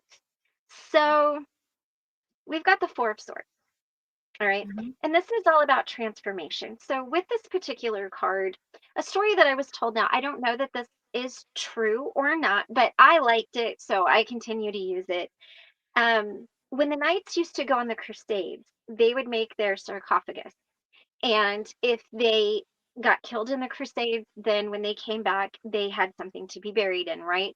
Mhm. However, if they didn't, you know, die, they would come back and they would get into their coffin and they would reflect on what they seen and what they learned out there and how they can transform. Mhm. So this is very transformational as far as it also does kind of represent a death. And again, as we talked about before, we're not talking Mhm. someone fixing to die. That's not it. But it's a death of something. It could be a death of limiting beliefs, a death of whatever. But there's a transformation. There's a change that is Mhm. coming. And I really love like it is in a church, which the swords, this is like the only card that really kind of takes place in a church. Yeah. Um, and there is some judgment around this. This is major Mhm. arcana. All right. So there's some judgment. So this, of course, is an archangel. Mhm. And, this is very biblical here, right? So we've got these people that are not no they're no longer with us on this earthly Mhm. plane, right? You can tell they're all gray, they're coming up out of their coffins or whatever. Mhm. This is a judgment as far as I, I feel like judging your spirituality, judging the things that you believe. There comes a time when judgment is okay. We do have to judge things. When we meet somebody, we judge their Mhm. character, we judge who Oh, they yeah. are. Is this somebody that we want to spend time with? And everybody always says, oh, no judgment, no judgment. But Yeah. sometimes there does need to be judgment. I mean, it's good to have no judgment, but Yeah. sometimes you do need to have judgment. And Mhm. what this is the past. This is the skeletons in the closet. This is Mhm. all of those things, like those unseen things, bringing these unseen things into light and judging them in a high vibration way. I mean, this is Mhm. an archangel, so it's not like, you're digging through Hades and Yeah. you're just laying all of this there, and then you're like, okay, there it is, right? Um, and we've got justice.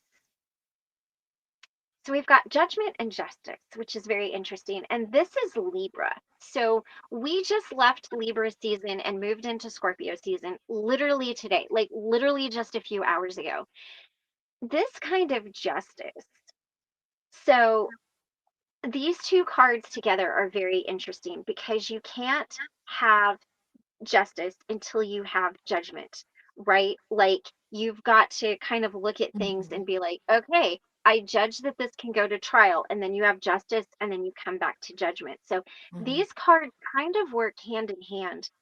With this particular card, this is a story I like to share here.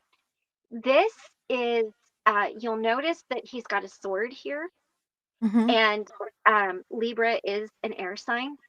This particular card, the story I like to tell with this is the story of King Solomon and the women with the two babies. Mhm. So they come in to King Solomon and they say, "This is my baby," and the one woman says, "No, it's my baby." And King Mhm. Solomon and his wisdom says, "We're going to cut the baby in half, and Mhm. you get one half, and you get one half, right?" And so the woman who's actually the mother is like, "No, no, no, no, no, no, no, no, no, she can have the baby." And King Yeah. Solomon at this point is like, "You're the mom." So this is that kind of, you're bringing the facts, right? Mhm. This is you're showing up with the birth certificate, with the paternity test, with the doctor that visualized the birth. This is really about being very wise in the Mhm. justice that is coming, Mhm. knowing that it is going to get balanced, but also knowing that, again, with Libra, it comes from a non-emotional place. So you have to take the emotion out of it to Mhm. make the judgment, because emotions are great, but they can really cloud that judgment. Now, as far as this goes, you are feeling really protective and very beat up over this. So you've got the Nine of Cups here. And I want you to look at this guy, right? So, like, he's got his arms crossed, his chin up, he's protecting all his cups, right? Like, he's like, you're not getting this. There's a lot of Yeah. defiance there. So, whatever this is, there's a little bit of defiance there about it, about like, no, you're not going to tell me what to do, or these are mine and you can't take them away. Like there's some sort of defiance on one side of the issue or the other. I don't know what the issue is, but there's a defiance there. And there is very much a like, no, you're not, kind of thing around it. But that, here you've got the wand, right? This is the Nine of Wands.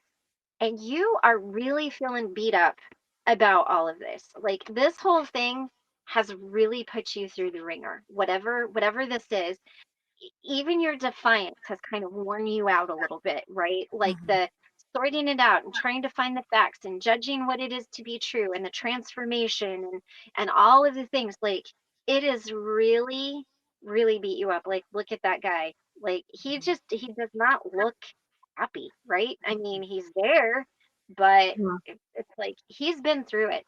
And the thing with the wands, I see these as resources. So, you can have a wand that can really beat somebody up, right? Like Mhm. if you take somebody and you beat them with a stick, Yeah. that really takes it out of somebody. And that's kind of what this is like this guy has gotten, whacked around with all these Mhm. sticks, and he's like, look, I'm done. Yeah. The outcome to this, though, is what's amazing. So we've got the King of Pentacles, all right? This is earth energy. This is grounded energy. This is energy where it's not emotional. It's not spinning out. You're not stuck in your emotions, ruminating around. But it's not that swords energy where you're like, there's absence of emotion, right? Mhm. This is like wise mind. This is the perfect balance of the emotions and the logic. It's paying attention to the details. It's taking care of all of the little details of the kingdom. So, but it's really about being grounded. So Mhm. the best advice here for this situation is to get grounded. And the kings are also like, they are it. They're the highest, right? You don't get any higher than the king. So this is you sitting down, looking over your proverbial kingdom, being very grounded, like having just enough wisdom and just enough emotion, just enough balance to say, you know what? I think this is it. And to go forward in that, Mhm. to trust yourself, to trust your guidance, to trust what you've been shown, what you've learned, what you want to learn, to just have that leap of faith, to just be grounded in it. And when you do that, this is really beautiful. We got the Three of Cups here. So this is celebration. This is a coming together. This is people celebrating. They're joyful. They're happy. It's positive emotion. There will be a positive outcome to this. And the Mhm. card that jumped out then is the sun. And this is beautiful. It's like a kid on this white horse riding in. Mhm. This is Leo energy. This is like sun shining. It's fixed energy. It's creative. It's playful. It's joyful. It's fiery. um, but there's definitely still some transformation and kind of working things out Yeah. in this particular situation that you've got to do because right now you're just here. You Mhm. know, you're here, like this would be the top card, and then these would be all of the other cards. And you haven't quite made it to these three cards yet. You're not quite Yeah. here because you need a little more grounding. I don't know that it's you need more wisdom though, because if you needed more wisdom, it would be a swords card. I think you have the wisdom. You just have to trust yourself that you have the wisdom. You've got to trust in your own abilities. And then you get to this. Yeah. Um, so did that resonate for you? Did that answer your Yeah. question? Like, I have no idea what your question was, but was that helpful? Is there anything you want me to clarify? Anything that you don't Well, understand? what I was thinking, whenever I was, trying to figure out what I wanted you to kind of maybe hit on Huh? is about my channel. Am I Oh, making okay. the right decisions with my channel? I mean, and with my life, with everything, but I was really Right. focused on my channel because, whenever I started as a strictly Mhm. Scientology channel, and then I Mhm. kind of started doing other cults and stuff.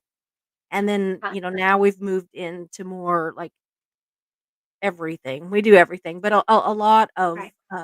healing and and Hmm. and just being there for each other and all that. And Yeah. I beat myself up all the time because I am not qualified to do those Right. things. And and Right. and yet, do I have to be qualified to want to help, or to care, kind of a thing. So I'm like constantly beating myself up and not thinking that I'm okay, that I'm good enough to do Right. this, or that maybe I should just go back to, something else, just, something that's easy, kind of thing. Right.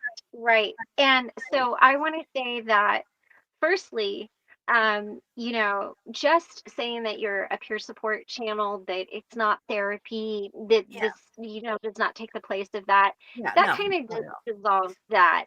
And I really feel like there is some transformation here. Mhm. So maybe you should look into that a little bit more and not judge yourself quite as harshly. Mhm. Because, uh, you can even just speak from experience. Mhm. We all are able to help each other in our own ways. We all have our special gifts. And I think as long as and I know you're very aware of this, as long as you don't get into that murky territory of diagnosing, giving Oh gosh, no. giving medical advice, something like that. Yeah, no. Um, who says at 50 something years old that you don't have valuable experience? I Yeah. mean, you have gone through a lot of things in your life. Mhm. Now, I don't personally know what you've gone through, but I know Yeah. that you've gone through a lot because I'm going to be 50 in a few months and I'm like, damn, Yeah. So I know that there's some. So even It's kinda one of just those mama's being seeing some shit. right, exactly. And that's the thing. So I think that that goes back to this what we talked about earlier and this kind of thing of you are really beating yourself up, but again with the just kind of jumping off and doing it. Like who's to say that you don't have the message that somebody needs to hear? Like Yeah. I mean, Or that I can't find someone going that does. right, right. Going back to that planning, over planning, Oh, yeah. being afraid, like, oh my gosh, I don't have the wisdom to do this. Well, you're not trying to be a psychiatrist. You're No. just wanting to talk about your journey, and you have wisdom about your journey, and you have wisdom about what other people have seen. So I would say, even going back to this, so right here, and like even with the third eye, just your wisdom, your intuition, the growing, Mhm. um I think you are probably judging yourself a little harshly here, probably judging yourself a little harshly, and I do think that there is some transformation. I mean, we do have the Four of Swords, so there's definitely a transformation here, and just being grounded about it, really. Well, I really, like, the channel, we were in with all of the, Scientology, and we still do Scientology stuff. That's Yeah, always gonna yeah, be a big part of the channel. But right. for a while, it got very negative with all the stuff with the lifeboat and Reese and all Yeah, that. yeah, And yeah, and so I'm trying to give myself permission right. to not well, to change, to not be somebody that Yeah, wants to do that, and that it's okay that I don't wanna do that, and it's okay that I did do those things, that I did cover all that and really right, just tried to pick a fight with them, basically, and and now I just don't want to, and I still do cover some things that they do, but it has to have a reason, right, not just that, "Look what they did today," or "Look what" like, anybody did, not right, just them, but I'm using them as an right. example. Sure, Um, sure. like, that it has to be a reason to bring it up. Hmm. Like, I don't wanna cover stuff just for the clicks and the likes, and yet you do Yeah, things for clicks and likes, of course. right. So, I'm really just it's the whole thing with my channel. I am a complete and utter mess with it right now. The best advice that I got was from Victor, from Truth Energy Way of Meditation. And he said, just do the show that you are proud Yeah, of and you want to do. that's And right. I would say that to you. But I would also say that there's just a natural progression in vibration. Mhm. That's a low vibration situation. And as you start to explore, what things mean to you, you're naturally going to leave that behind Yeah. because it doesn't resonate anymore. And what I really want to say to you is think about and journal on. And I know that could be really triggering because I know that there was a specific person that was Yeah. like, journal, journal, journal. However, I'm a huge journaler. I always Yeah, have I been. said, I "I'm not I gonna let talk a about it. certain person take journaling away from me." Right. So journal around why you feel that you don't have the permission to change. Like, why do Yeah, you feel like you're stuck here? Why do yeah. you feel that it's not okay for you to pivot? I feel like, and especially right now with Mars and Mercury being in Mhm. Aries and moving forward and us being in Scorpio, you're probably going to find that it is a much deeper answer than just a Yeah. surface thing. Like, it could be something very deep down inside of you that is like, um, from childhood, it's not okay to, like once you get going somewhere, you have to stay in Mhm. your lane and you Yeah. can't move. And so it could be some sort of a um I don't want to overuse this word, but like a trauma, a limiting belief. Let's just pull a Mhm. card around this. What do you need to give yourself permission to change? What does this permission thing look like?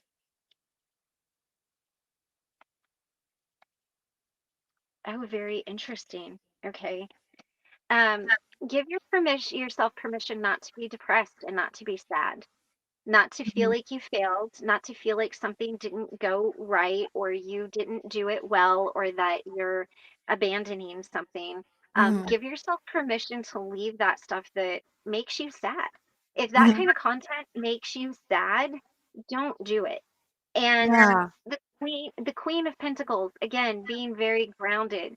The queen of pentacles, so the king is the highest, right? He's the one that makes the final decisions, but the queen is the one that's kind of like working behind the scenes, right? So she might go to this person and be like, Mhm. okay, what do you need? And then she goes to this person, okay, what do you need? And then this person, and then she formulates it all together and she goes to the king and she's like, hey, the people need this and this and this. And so Mhm. the way that we can present that would be this, right? So like Yeah. they need water and food and I don't know, toilet paper.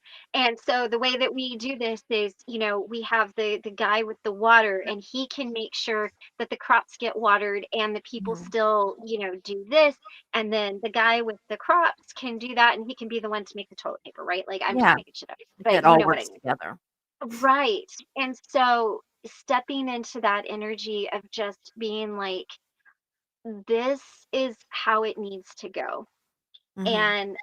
And there's just a lot of grounded energy here, which is really nice.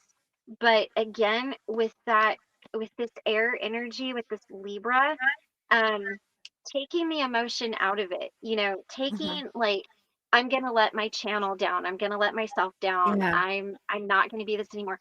Taking that out of it, because when I pivoted with my channel, so I started off as more peer support and I was talking about addiction and all that kind of stuff. It didn't feel right either. It got to a Mhm. point where it's like I kind of don't like I don't know anything about addiction. I'm not an addict. I don't what am I going to tell anybody? I'm not Yeah. the person that you call. But I do know about spirituality. And so I took some time off from the channel. And when I came back, I was like, okay, this content is still up, but I'm not doing that because this is what I'm in line with. And just like right Yeah. now, I'm taking time off from my channel. Okay, I'm always going to be a helpful spiritual guiding channel, but it might look differently. Yeah. And it's okay for that to pivot and change. And so just, really allowing yourself to, for whatever reason, I just kind of feel like with you, there's a hesitancy to step into who you really know deep down you are. Yeah. And you've got to find out that hesitancy for yourself. I don't have that answer for you. Yeah. It probably has to do a little bit around religion, maybe a little bit around how you grew up, maybe a little bit around limiting beliefs and how you see yourself. Mhm. But you're going to be here until you give yourself that permission to say, you know what? This is who I am. And Mhm. to say, instead of exploring who I am, this is who I am. And you know what? It's okay that you don't know everything. I Yeah. mean, as parents, we don't know everything. Like babies don't come with a book. We Yeah. just go, okay, I'm a parent, here we go.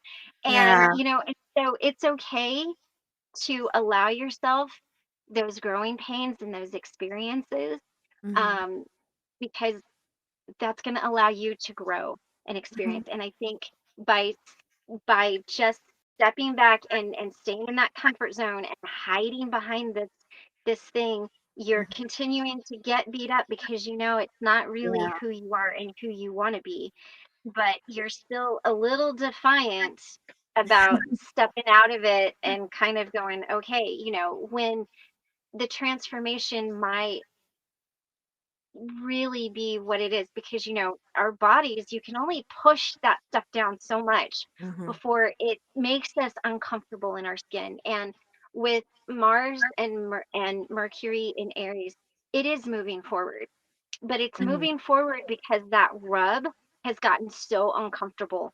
Mhm. Our energy, our bodies are so uncomfortable that it's like, I've got to go. Like, I can't wait anymore. I've got to go.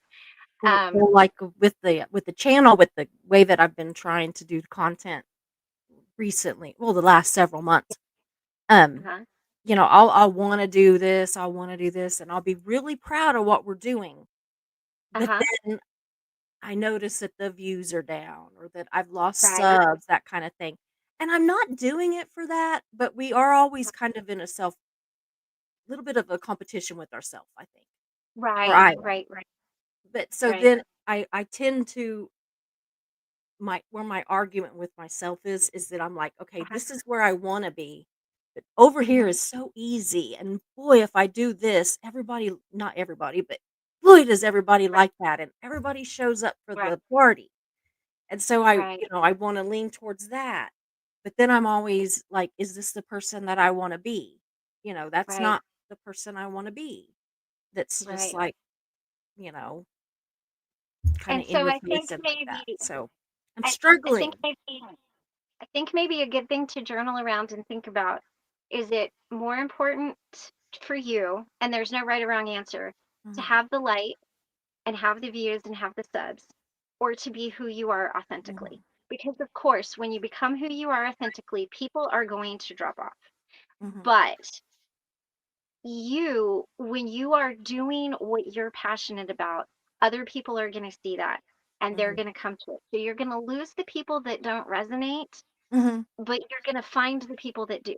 And the intention that Karina and I have around everything that we do, from our healing circle to our tarot class to the collaborations that we do together, my intention around my channel is that the right people find me mhm. and the wrong people Yeah, drop off. And I'm going to tell you, I've lost subs. Now, yeah, well, that's not true. The people have still subbed, but they've stopped showing up to my live. mhm, And it was hard at first, but then I realized, you know what? That's not the energy I need to be mhm. in. That's not who I am, and that's not who I want. And Yeah, so I think where you're at is, what is the most important to you? The mhm, subs and that, or you being who you are? And maybe you're not ready yet to quite step out into who you are, mhm, but maybe you are. And yeah, you might lose some subs, and you might have some things drop. But I promise you that doing what is in alignment with you, your message, who you are, it might be a little tricky at first, but it's yeah, going to be more comfortable in your body. It's in alignment. mhm. You're not gonna feel that rub. But It's really again, weird because like, I don't want it's not even that I want, like, the attention, it's not right, that I want, like, that. I want right. like, some of the stories that we have told, some of the, things that we have covered, I think are so Mm, incredibly important, and yeah, so, of course, I want people to see it because right, I want them to get that information, and right, so right, but then right. I battle with myself, it's because like, well, if I threw in a few of these over, this kind of stuff a little bit, then more people would be there, but I'm trying to tell myself that might not be the people that need to hear that other stuff, Right. you know? Well, and two, there's a dopamine hit there. You Mhm. get dopamine. You kind of get that, ooh, when you see subs and comments and likes. And I Mhm. used to obsess over that. And when I Mhm. lost my producer, everything just changed. And what I had to just do was decide that the subs didn't matter, Mhm. that the views, the comments didn't matter. What mattered was that I was being true to myself Mhm. and my message and my mission, and that I was in alignment. Now that doesn't mean that I don't still call people and be like, "Oh my god." Of course I do, because we're Yeah. all going to do that. But it became less about that, and it became more about being in alignment. And so I think where your rub is that what you're doing isn't in alignment with where you are and where Yeah. you're going, and you haven't stepped into that yet. And that's okay. That's okay that Yeah. you haven't stepped into it yet. But I think that's it. So if I was you, I would journal around and meditate on alignment. What is in alignment with you? Yeah. And then just I like this. I know a lot of people might, but Duck Dynasty, Phil, when he says, "I am unashamed," Yeah. be unashamed. Be Mhm. unashamed. Be who you are. It doesn't matter who you are. Like, Yeah. who you are is good enough. And what you do is important, and what you say is important. And there might have been a time for that. But as we grow and evolve, our vibration rises, and it kind of, you know, it changes. Mhm. Yeah. Were there any questions Yeah, anybody I'm had or gonna start I've got on I'm this? gonna look on here. There's several starred comments, and that's what I was gonna go to. Let's see here. Is it Cher Velverton? Says, "Hi, y'all. Honey, you are spiritual, as in you believe in a higher power." That's what I think I am. I think Yeah, I'm more spiritual. yeah, I like that. I I do would say too. that's true. And let's see, "Awakened by the Looking Glass High. The truth, the word can be found within our hearts. Test it often." Yeah, I think so too. I think Yeah. that I get that. I'm always afraid when it's Ben, but oh boy. Seal, the singer, swears he is closer to God when he is out. What does that mean? When he is out. But maybe outside, you know. Could be. Yeah. Could Yeah. be. I mean, that's how I feel. I mean, Yeah. I just and I don't mean just that I'm walking outside, but whenever I am absorbed, in nature, Yeah. no matter what it be, I can be sitting on a beach staring out at the water. I can Right. be in the mountains. I can be walking in our pasture with the cows and the horses and there's Mhm. no like I don't have like one happy place kind of Mhm. thing. It's whatever at that time, wherever I'm at that Right. time. But I will Right. literally cry because I feel just so much peace and Yeah. happiness, and I feel like I was kind of taught that I should have that kind of a connection to the church, and I don't. Right. So, Right. you know. Right. And even though I've not been to church other than weddings or funerals in 18 years, I Mhm. still am beating myself up over the fact that I'm not sitting in that pew. So, Right. you know, Right. That runs deep. Do you know your sign? Do you know your sun sign? What I'm a sign you are? Gemini. Is that what you're talking Oh, about? really? Yeah, I'm a Yeah. Gemini. You've got to have like a lot of earth in your chart though somewhere. Because it's much more than just your sun sign. So I would be interested to see what all is in your chart because you've got a Yeah, lot of connection to the earth energy there. But a yeah. Gemini, so you're a fellow air sign. Okay. Okay, let's see here. Ben said, "Some of the things I have just toyed with for a show really got me questioning things because I'm not sure how it all fits." I get that too, Ben. I really do. I'll go off in these directions, like, I wanna start something because I wanna do more shows where we just sit and talk and not necessarily Mhm. where I'm just, like, quoting a bunch of information, Right. I wanna have more of a and it's hard because, I am a very, like, fact-based person. I was a Yeah. journalist, I owned my own newspaper. It's Right. in me to just facts. And Well, that's the Gemini. but what I want to do is this, just sit and have conversations with people. And Mhm. so I'm trying to get there and we're going to go more that way and yet I'm scared of it because Right. it's not what I'm used to. It's not what and I don't believe that okay, a journalist was my profession. That doesn't necessarily Mhm. mean that's me. And I think that Right. by pushing that aside and doing this other side, I'm bearing my soul and being me. And it's scary, if that makes sense. It is.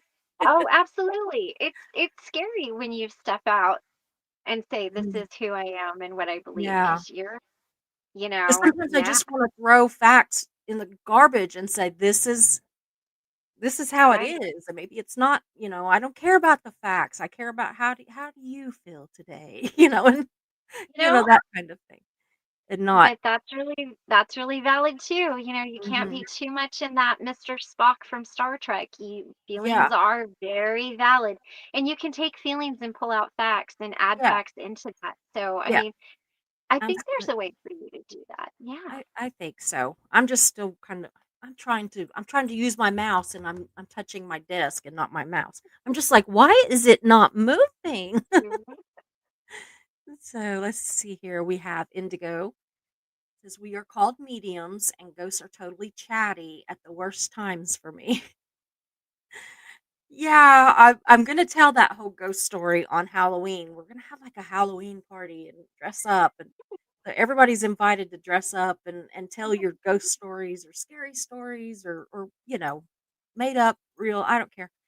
But, yeah, I'm gonna tell the story of how I brought a ghost home from Savannah in my camera. I believe it. Yeah, and he hung around till we had an ice storm, and there was no energy, and he left. He's like, So, I'm out of here. It's yeah, too I cold. have to have some energy. I need to recharge a little. We cannot believe in something completely if we aren't willing to put it to the fire. That is true, Misha. That is Mhm. true. That's what I always kind of thought, with my whole, questioning. And again, I don't question God. I just question some of the things surrounding it, some of the Mhm. stories and some of the things. And I don't think that we would have the ability to question if we weren't supposed to. And so, Mhm. you know, I mean, I guess we have the ability to do a lot of things that we shouldn't do, but I don't think that questioning something is quite the same as, like, we have the ability to kill somebody. We have the ability to do these things, and Right. of course we shouldn't do those Right. things. But questioning something is not the same as, killing someone. So, You know, you've brought that up a lot tonight. Like, and I'm not asking you to answer this. Like, no. it's just what, like, who told you it wasn't okay to question? How old were you? And why are you still carrying that with you? Like, I know. one of the things around my body dysmorphia, it started when I was in fourth grade. Mhm, Like 12-year-old Christy, 4th grade Christy runs the show a lot. And it mhm. is not pretty when 4th grade Christy steps in. But it wasn't until I kind of realized that. So I think what's really deep here for you, what the underlying thing is, why do you not believe it's okay to question? Yeah. Like, It's like like I who, intellectually, I know it is, right? But in your heart, but in an emotional level, I don't yeah. think it is. And I And think that and that that, comes from church. I was raised in the church where you don't question, and whenever I have, I've been shut down, and, Mhm. you know, I mean, I was basically kicked out of my church, for questioning right. things. And that's a very limiting belief. And I would almost even like explore that with your therapist. Be like, hey, Yeah, you know me what? I too. have this realization. I Mhm, I have a limiting belief around questioning. Like, mhm. I think that if you can get to the root of that, I think all of this, because it's almost like you're Yeah. not even giving yourself permission to question Yeah. I anything. mean, I talk a talk, but I don't walk the walk kind of thing. Like, seriously, like, I'm like, "It's fine to question," but then it's like, "I better not question. I Right, can question this right, much." So, yeah, I right. I agree with you, I do. Okay, so whoops. Linda Cox is practicing witch chair. Well, hello. Yay! Hello, Glenda. You need to come on our Halloween show. We'll just bring all the witches on. We'll just have all kinds of fun. Oh, I seriously, I would love to do a show with all of y'all and just, like, pick all your brains and get you all to just, like, how Yeah. did you come to these realizations? That's still the journalist in me that I still am that curious about people. I wanna know what makes them tick. Yeah. Oh, I'm there with you. One of the seriously, this is gonna sound so awful, but one of my very favorite interviews that I ever did as a journalist was with a guy that he was a murderer. I mean, he killed Oh, somebody, like, uh-huh. cold-blooded murderer, and Oh, wow.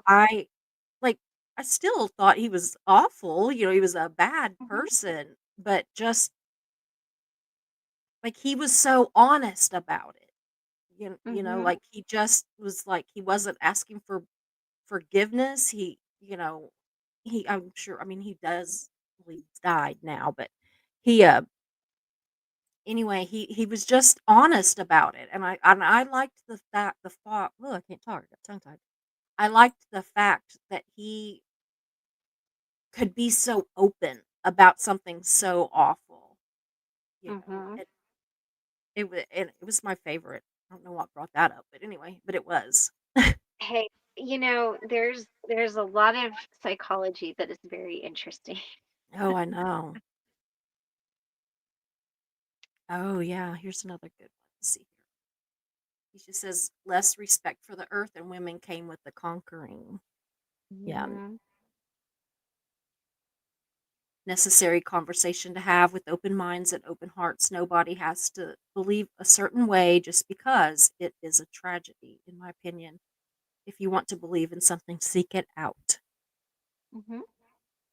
Yeah. She's a smart She person. Yeah. Modern religion has effectively worked against Christianity, in my opinion. I kind of feel that way too. I honestly do. And I Yeah. mean, and that's, where I say I still it's this weird thing where I say that I am still a Christian, I still believe in God, I still that whole bit, but I don't believe in religion, and I almost don't even like to call myself a Christian because I think that comes with all the religion stuff, and Mm. I don't want that. I don't know. I don't even know who I am, Christy. I don't know. It's okay. It's okay. Make up your own label. Yeah. Ben says so many Christians think God talks in King James English and will go so far as to call it original language. Yet English didn't even exist then. Exactly. Yeah. See, that's Yeah. another thing is like not only is the Bible written by men, humans, Mhm. but it's also been translated how many times? And we all Right. know how easy it is to get lost in translation and Exactly. trans anyway, I Right. got tongue tied on that one, but you know what I mean. And Carnival says we are all a religion of one. You see things your way, envision God your way. Mhm. That's beautiful, actually. Yeah. I think that's very true. It really is. That's actually lovely. Christy is a joy to study persuasion with. Oh yeah. Yeah, we're taking a whole class on persuasion, and so, it's I fun. love Ben. He talks, and sometimes I'm just like, I'm not smart enough to have a conversation with Ben, I but have I felt still that too. try. I just love him. B says, I find whether or not you're religious at the end of life, it seems everyone reaches out towards prayer in the hope of a better place. So it seems ingrained in our souls, atheist or not. Mhm. True. Yeah. Yeah.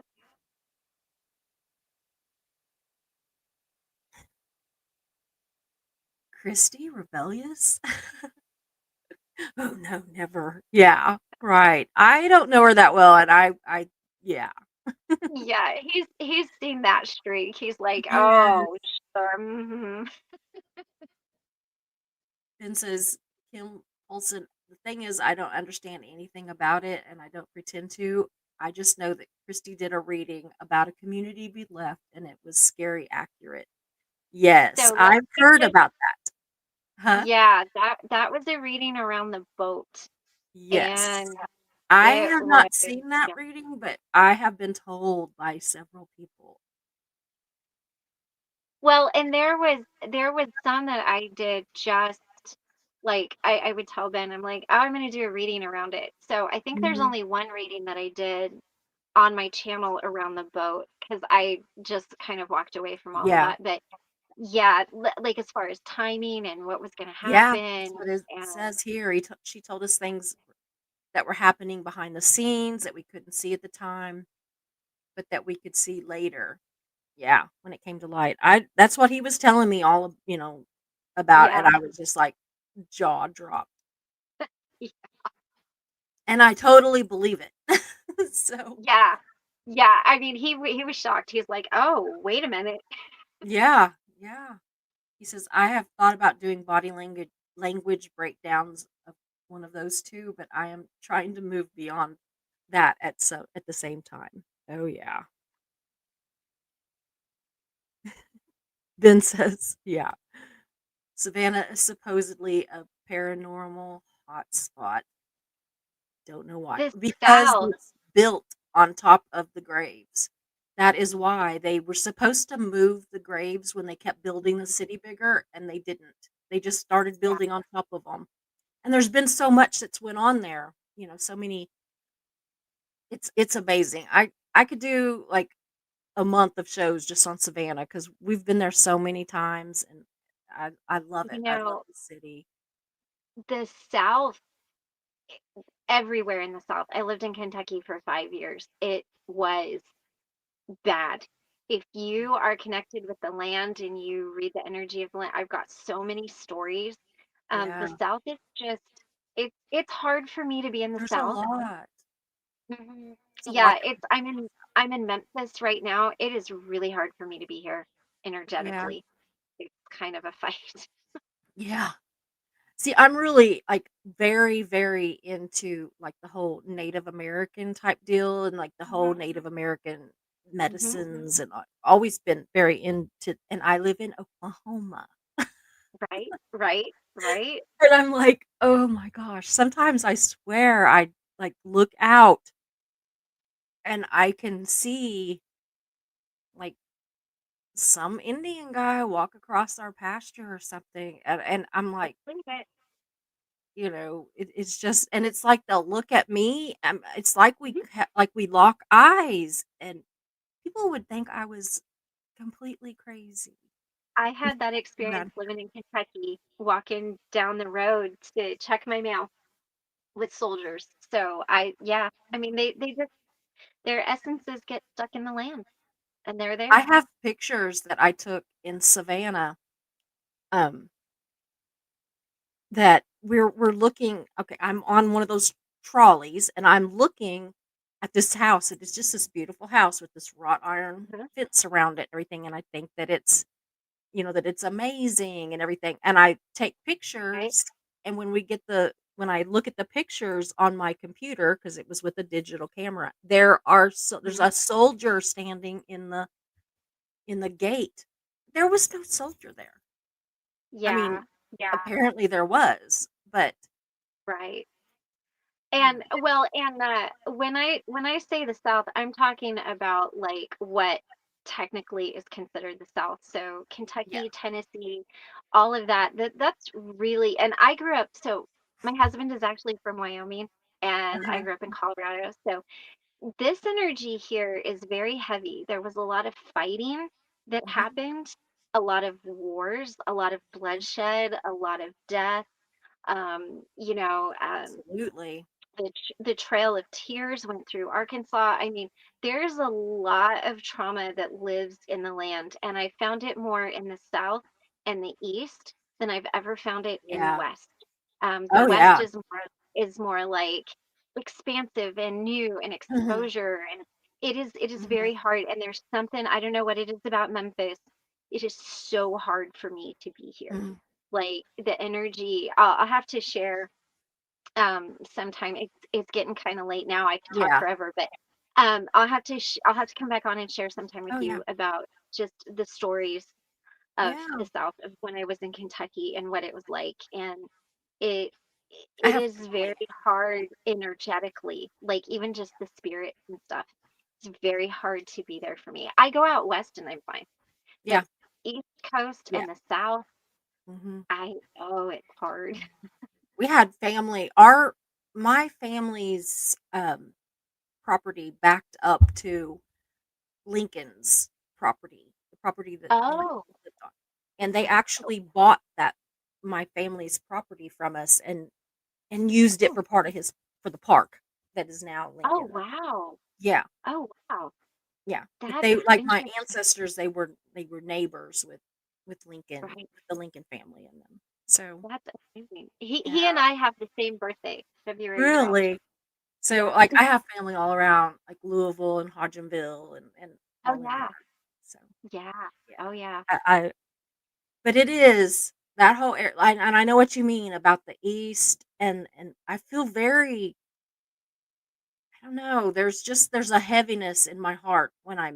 I'm on, like, the East Coast and everything. Mhm. There really is. Yeah. Not in a terrible way, but just there is No, just it a there's a heaviness.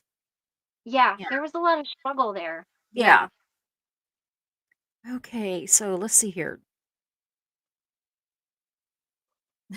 Is that an alarm clock or I don't know if it's an alarm clock or a It's or like an alarm clock. Target. Jan's in the back office, so there's no she's probably saying, Oh, "Hush she's it." probably like, "Hurry up." Yeah. Dusty Soda Fountain. Do you know Dusty? He's with the whole, Scientology ex-Scientologist. Well, he's not an ex-Scientologist, Oh. but he's in Clearwater, and he does all he's a Oh, great guy. really? Oh. Dusty Soda Oh. Fountain. Anyway, he says, Well "I want a reading." well, you can reach out to me, Dusty I will Soda. definitely tell him to do that. Yeah, give him I don't my know if he's contact. still here or not. He was Well, at work, if so he was he kinda popping in and out. well, if he is and he's serious, reach out. Yeah, I'll do one. yeah. He's he's he's a cool guy. He's one of my favorites that I met through this whole Scientology thing. Now, the ones that my mods, they were some crazy people, I'm telling you. But some of the ones that I've met through just the Scientology end of it, Right. he's amazing. So, Oh, awesome. but Awesome. anyway, we probably ought to go. We're right at 2.5 hours, but let's set up Yeah. another time soon. Just whenever you feel Yeah. like it, just as soon as you feel like it. Because Yeah. honestly, in the next month or so, I'm gonna have eye surgery twice, and so I'm not gonna be able to Oh, do, like, a lot of, like, reading and studying, so that's gonna right. kind of push me to do these shows that I wanna do where I just get on and we just talk, so you might see a Yeah. difference in me. Awesome. Well, But I'd yeah, like to honestly talk to you about the South and the East and just anything. Just oh, absolutely. And honestly, during the day kind of works a little better for yeah, that's me. fine for me. That's Um, fine for me. and just because then, I don't have the fur babies and Yeah, the husband like locked yeah, away on the other side. So yeah, we can do that. Yeah. Just let me know because I've got a lot more stories to share and yeah, yeah, experiences and things like that. sure. And we can talk about it all, Yeah, because I'd love to it's just get fun. together and just talk about it all and let people Yeah, it's chime in what they think. yeah, and it's fun to talk about, but also I think it helps, just when you hear other people's Yeah, stories, I it do can kind too. of help you feel a little more comfortable. Yeah, Yeah, I do that would too. be Well, fun. I thank you so much, Christy, for coming on. I think that you are You're just welcome. amazing, and I am gonna get that. I'm gonna get with you about that learn to tarot thing, Yes. and like I said, I think that I just see life as infinite possibilities. I don't see them as mutually exclusive. I think that Right. I don't know. I think I can have my cake and eat it too. Yeah, Kind oh, of thing. absolutely. So, Absolutely. And Ben, he's always poor, neglected, and underfed oh, I doggy. know So it. I have a three-legged dog. Her name is Sweetie, and Ben's always like, "Oh, she's so neglected." I said, "Ben, if anything ever happens to me, I'm sending you my dogs. Yeah. You're gonna be in charge." Oh, I know. We're always talking about my dogs in our mod chat always because Oh, I know. they're my It's life. like They're my babies. They're my babies. right, right. Well, Yeah. and yeah, I'm so excited to have been on, and let's I absolutely Yeah, get together absolutely. and plan something Absolutely. during the day, and Yeah. then I won't have to be like in the shitty. I won't have to be in the bedroom. Her name is Shitty Kitty. I Oh, I know. forget. I know her name. That's so And funny. yeah, and we can talk, and I Yeah. think it would be We just talk. fun. Oh, Yes, yeah. that would be We great. just share stories and everybody can just Yeah, chime right? in and tell us their stories.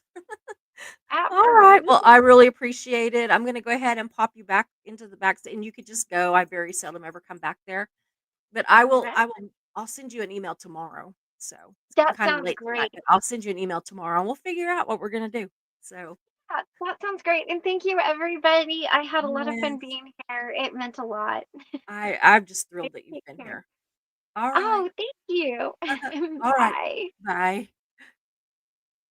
Okay, everybody, for those of you that stuck with us for the whole thing, I saw the numbers kept going back and forth and everything, and that's fine because there is always replays for those of you that had to pop out. We knew we were getting a little late. But anyway, I'm going to go and I plan on being here tomorrow. And we're just going to, tomorrow, I think we're just going to maybe play a game. So, game night. Anyway, I will talk to you guys tomorrow, and I love you. Thank you for being here and listening to my craziness and my indecisiveness about everything, and just know, we are who we are, and we just need to figure out that that's good enough, right? We don't have to like please anybody. So, anyway, I love you guys, and I'll talk to you later. Bye. Hope you enjoyed the show, so glad you were here.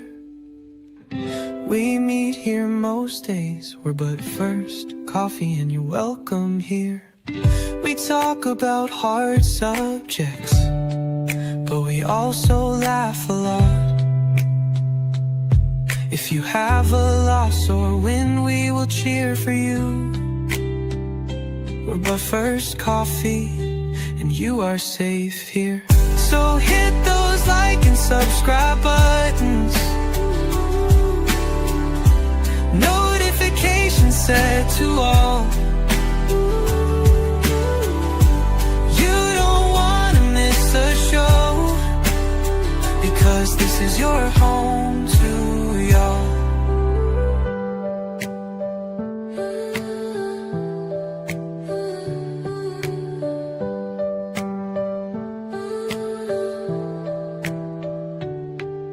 So hit those like and subscribe buttons, notifications set to all. You don't wanna miss a show, because this is your home to y'all. So hit those like and subscribe buttons, notifications set